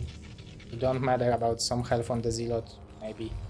But the third base for TT1, I really like it, because like he put at Dexter in the awkward position when it's hard to transition into late game. He has decent amount of workers, but this third base is particularly late.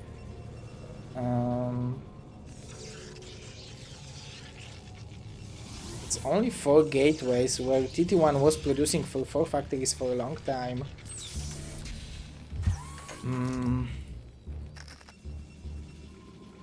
Okay, we have Citadel of Adun and Forge for Dexter. I guess he still has decent amount of goons. The observer count is also healthy. Blocking the third base will be definitely possible for a long time. No, the main base is too well protected. You don't want to lose the rivers. Those are your most valuable units. This is the only thing which is stopping Terran from going straight up muscle versus muscle army, and you never win against Terran with just pure guns without Zealot on speed. I mean, sometimes you win, obviously, but let's assume you never win, okay? Even the cannon from Dexter, respecting TT1, 59 workers, TT1 on 53, so 47 to 44 to mine minerals. Those rivers are gaining out of value. I guess I expected that he will kill one tank with it, but still some vultures. I guess having the rivers over here would be not bad. Maybe he wants to pressure. This army has no Goliaths with it. We have 2 shuttles. Dexter is relatively low on gateways. Do you really want to do the push like that? Maybe you do actually, but TT1 is simply waiting for it. The rivers, if there would be one Goliath, it would be nightmare, but because the rivers would be sniped. But now maybe, but the rivers are not shooting. TT1 with the perfect engagement. Dexter needs to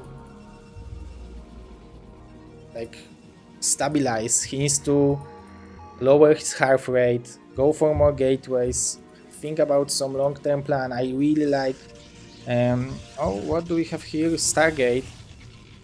I would like to see second Robo and more expansions, because now it's free base versus free base. TT1 on 8 factories.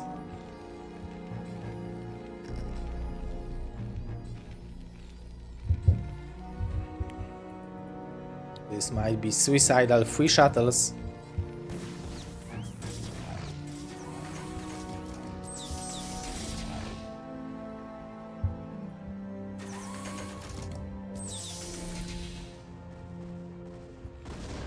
One shuttle died. Fortunately, not the one with the rivers. I don't know. I guess Protosses are sure with their, or confident with their micro, but I would always position the rivers into different location. I guess the rivers are here dealing a lot of damage. Those zealots are actually great, but this is just too much stuff from TT1. Although his units are clamped, if we will have some storms and more zealots, this is the perfect position to attack. This army is on low ground. I really love those zealot bombs. The rivers are buying some time, gaining some value, but the shuttle needs to be careful. Dexter needs to buy time. He is mining from... he doesn't have enough gateways even. It's same amount of gateways as factories. I guess the Robo is making the difference. He is going for something over here. I mean, it's no Arbiter Tribunal yet. And now he will attack from the low ground. This is at least crazy, if not... Yes, this is very brave. Storming your rivers. This is not the position you want to attack in. TT1 is just blessed.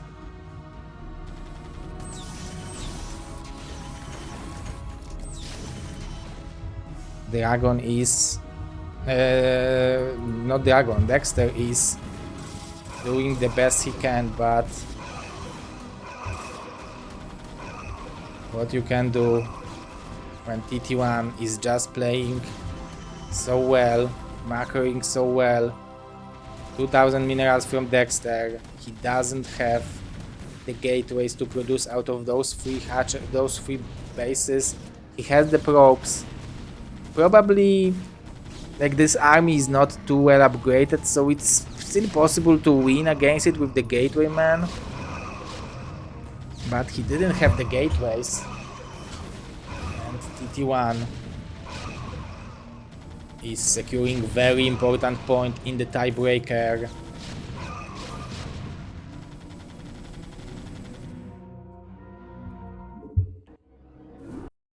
And for all the 2 versus 2 fans, the next match which they played for the tiebreaker is 2 versus 2, because they decided that 2 versus 2 is the map, is the match which will solve it anyway, and Dragon versus Ziki will be a great tiebreaker if needed. So we will go into the 2 versus 2 TT1 and Andy versus Izu and Ziki.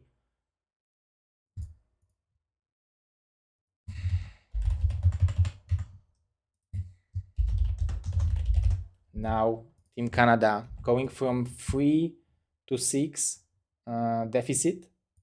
They are now winning 6 to 5, and if they will win 2 versus 2, they will be the heroes of their nations. Let's say it, let's go.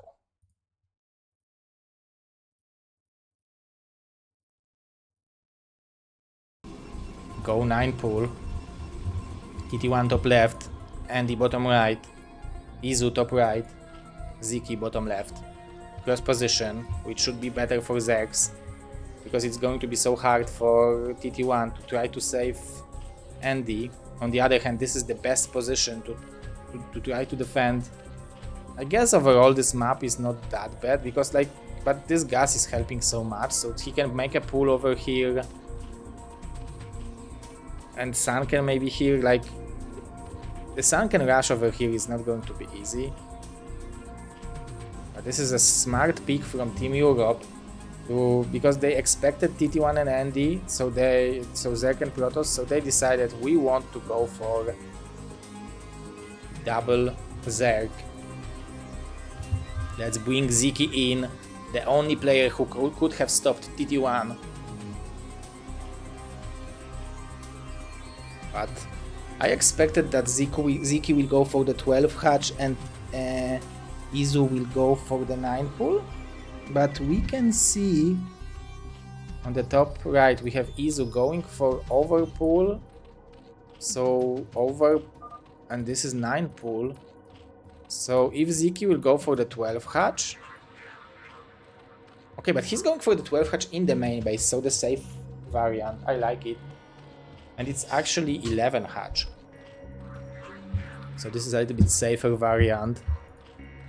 Maybe not dedicated anti-9 pool, because you can still lose some drones. But it's still not bad. Have those links a little bit faster. Forge first from TT1 in the main base. And he will want to forge Andy. If you wouldn't know what's going on, you would think this is some kind of noob playing, but he wants to give cannons to Andy, so he will be able to survive the mass links aggression. It makes a lot of sense.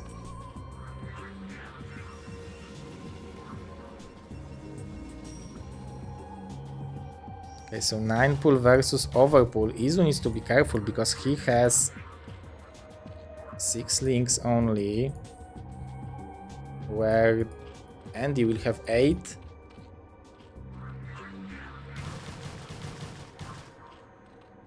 Oh, this is a good trade for Andy. He wants to start breaking those links.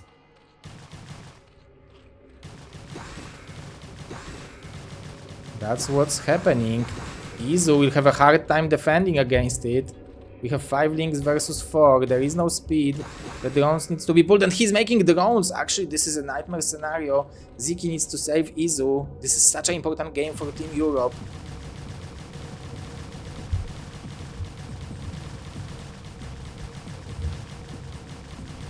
Losing the pool is maybe not that tragical, but it's bad. You can't make Sankens, you can't make links. You can't go for the Hydra switch. Nice drone drill. Izu is doing good job Now Ziki is coming in. I guess there will be maybe a Corsair. +1 weapon on the way. And he's trying to pick the drones, but Izu very good at defending. Do you even want to remake the spawning pool?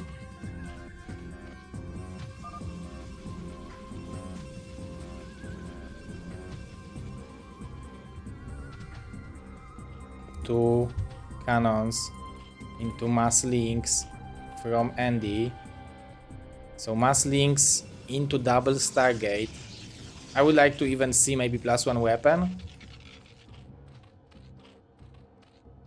Because he will have to go Evo anyway to defend against the Mutas.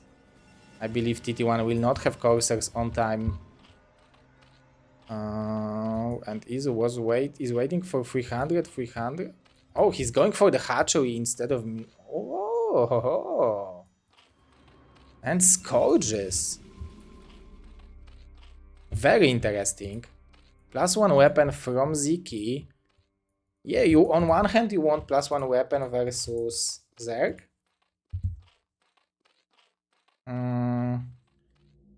But on the other hand you want +1 Carapace versus Protoss.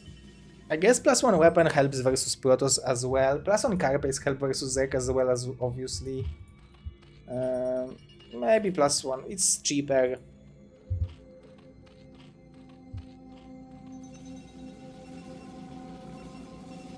Like, maybe we have the 2 versus 2 experts. This is how you play? Double Zerg, Protoss Zerg versus double Zerg?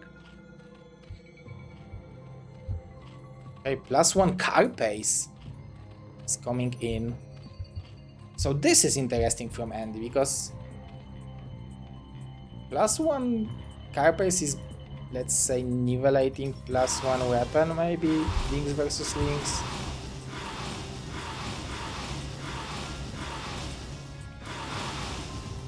Oh, yeah, this is risky. Because there will be 6 Corsairs soon and you don't want to lose them. Whose drone is it? Is it Ziki's? Yeah, Ziki might come and make a spore.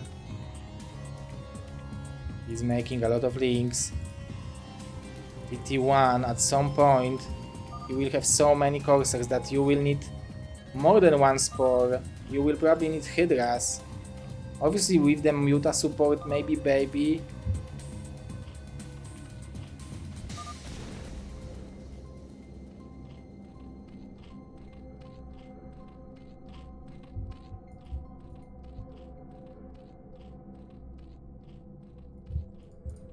I'm wondering when is the time for the switch to the Hydras from Ziki, because he has so much mining, you really can do more than just links through it. And those Corsairs, they will shred the Mutas. Obviously Izu is doing good job. Oh, but they can find the links of Andy.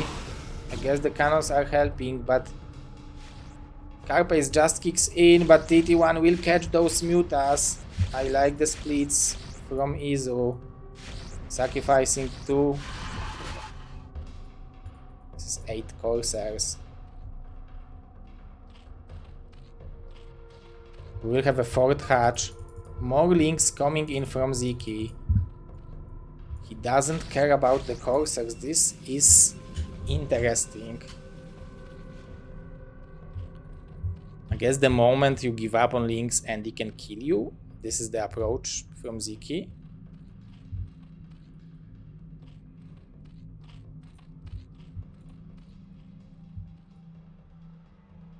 Will we have some DT at some point? Because Zergs both have expansion. Okay, +1 Carapace versus... So this is ZVZ engagement we was hoping for. It seems like Ziki made enough, although Ziki needs to be careful to not lose links to the cannons. He has only 2 spores over here. It's 11-12 Corsairs. They don't care about 2 spores. Those overloads are dead.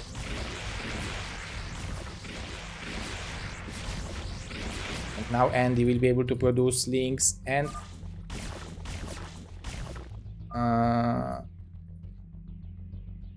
yeah, they will be able to produce. I guess Ziki has big advantage over here. I like the counter attack,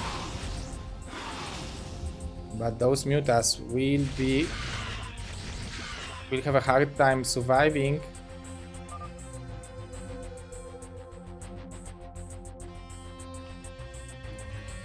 Ziki is still mined out. Supply block.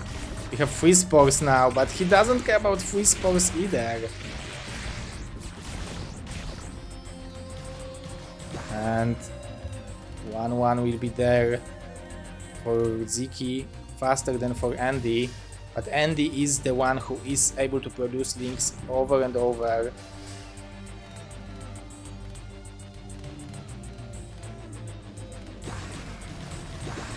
I'm wondering, do you want? Oh, do you want to make mutas against that many Corsairs? Andy is doing good job out macroing Ziki. One connection. Ziki was supply block. Finally, he is making some links. He will have 1-1 soon, but the problem is now for Izu how he will defend against that many links. All those Corsairs will shred the mutas. I guess the links of Ziki might save him. But all those mutas will be dead. Oh my god, this is such an incredible value for TT1.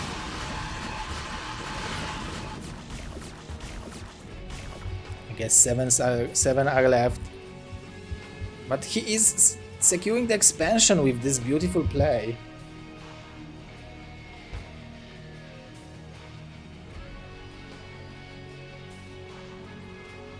And what is the plan of, like, I'm wondering, like, why you don't go for like couple Hydras to protect the overlords?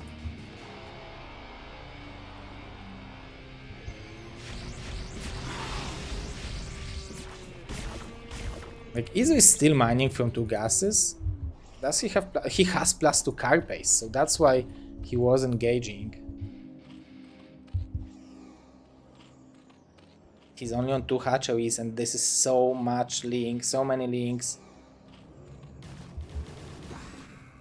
Those are 1-1 links from Ziki, 1-1 links from Andy. 4 hatch versus 3 hatch. He's going for the layer. I'm wondering if it's just for upgrades. But it seems like it's just too much stuff from Team Canada, although there are reinforcing links from Ziki, so he will protect his ally, although those Corsairs shredded the mutas once again. And the fact that TT1 secured the natural is huge.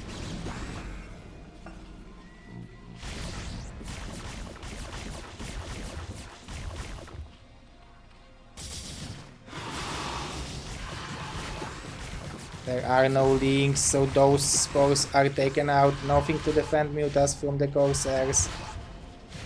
Overlords will die as well. Incredible value. How many kills those Corsairs have? Like, probably bazillion altogether.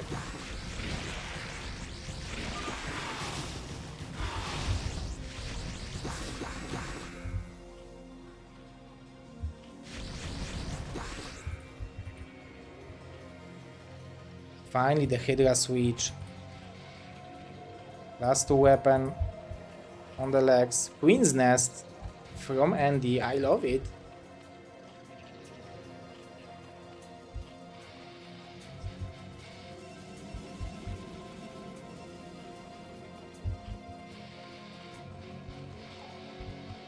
Like, Ziki has 30 drones, TT1 has 30 probes. +2 weapon will kick in soon, so we want to fight as Ziki when +1 weapon will kick in. +2 weapon, I mean, this is going to be huge difference, huge advantage. 3 Corsairs, but yeah, as Izu, you can't produce anything. Is it Ziki coming? Yeah, it's Ziki coming to make a spores to him. Izu was like so badly countered by TT1. But as Ziki, now you want to trade against those units, but the Adrenaline upgrade will be the difference maker. Because those links with +2 weapon will shred the Hydras which have no upgrades. They will have Carapace, I guess. But this is just the Carapace.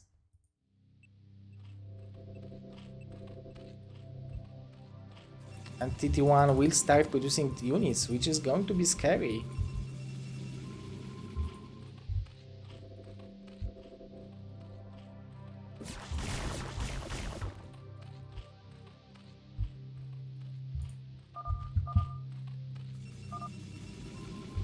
Yes, Speed for the Overlords is on the way from Ziki. I guess if there will be no storm, they can try to attack with all the links and all the Hydras to TT1. But then the counterattack of the Adrenaline links will be insanely strong.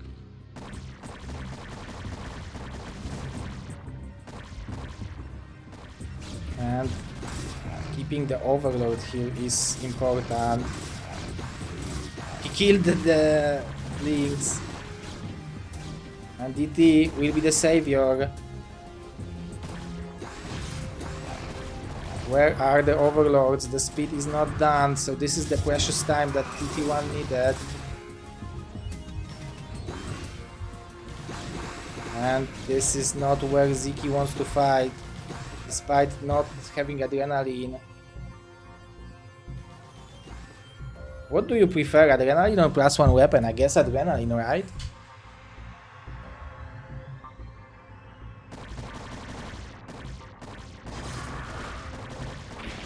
But this DT is doing the job.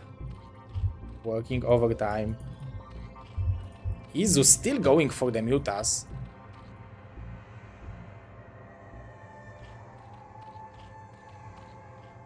I think it would be even maybe better to go Mass Links.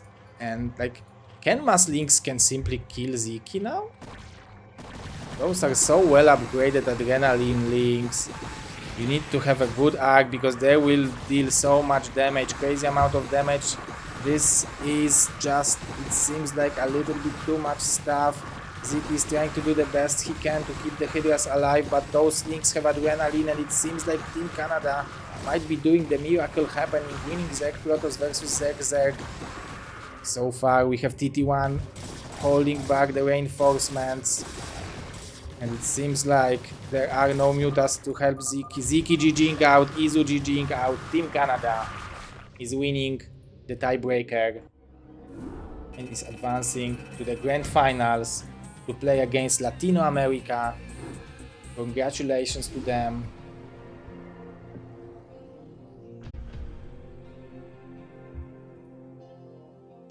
So, yeah, Dragon versus Ziki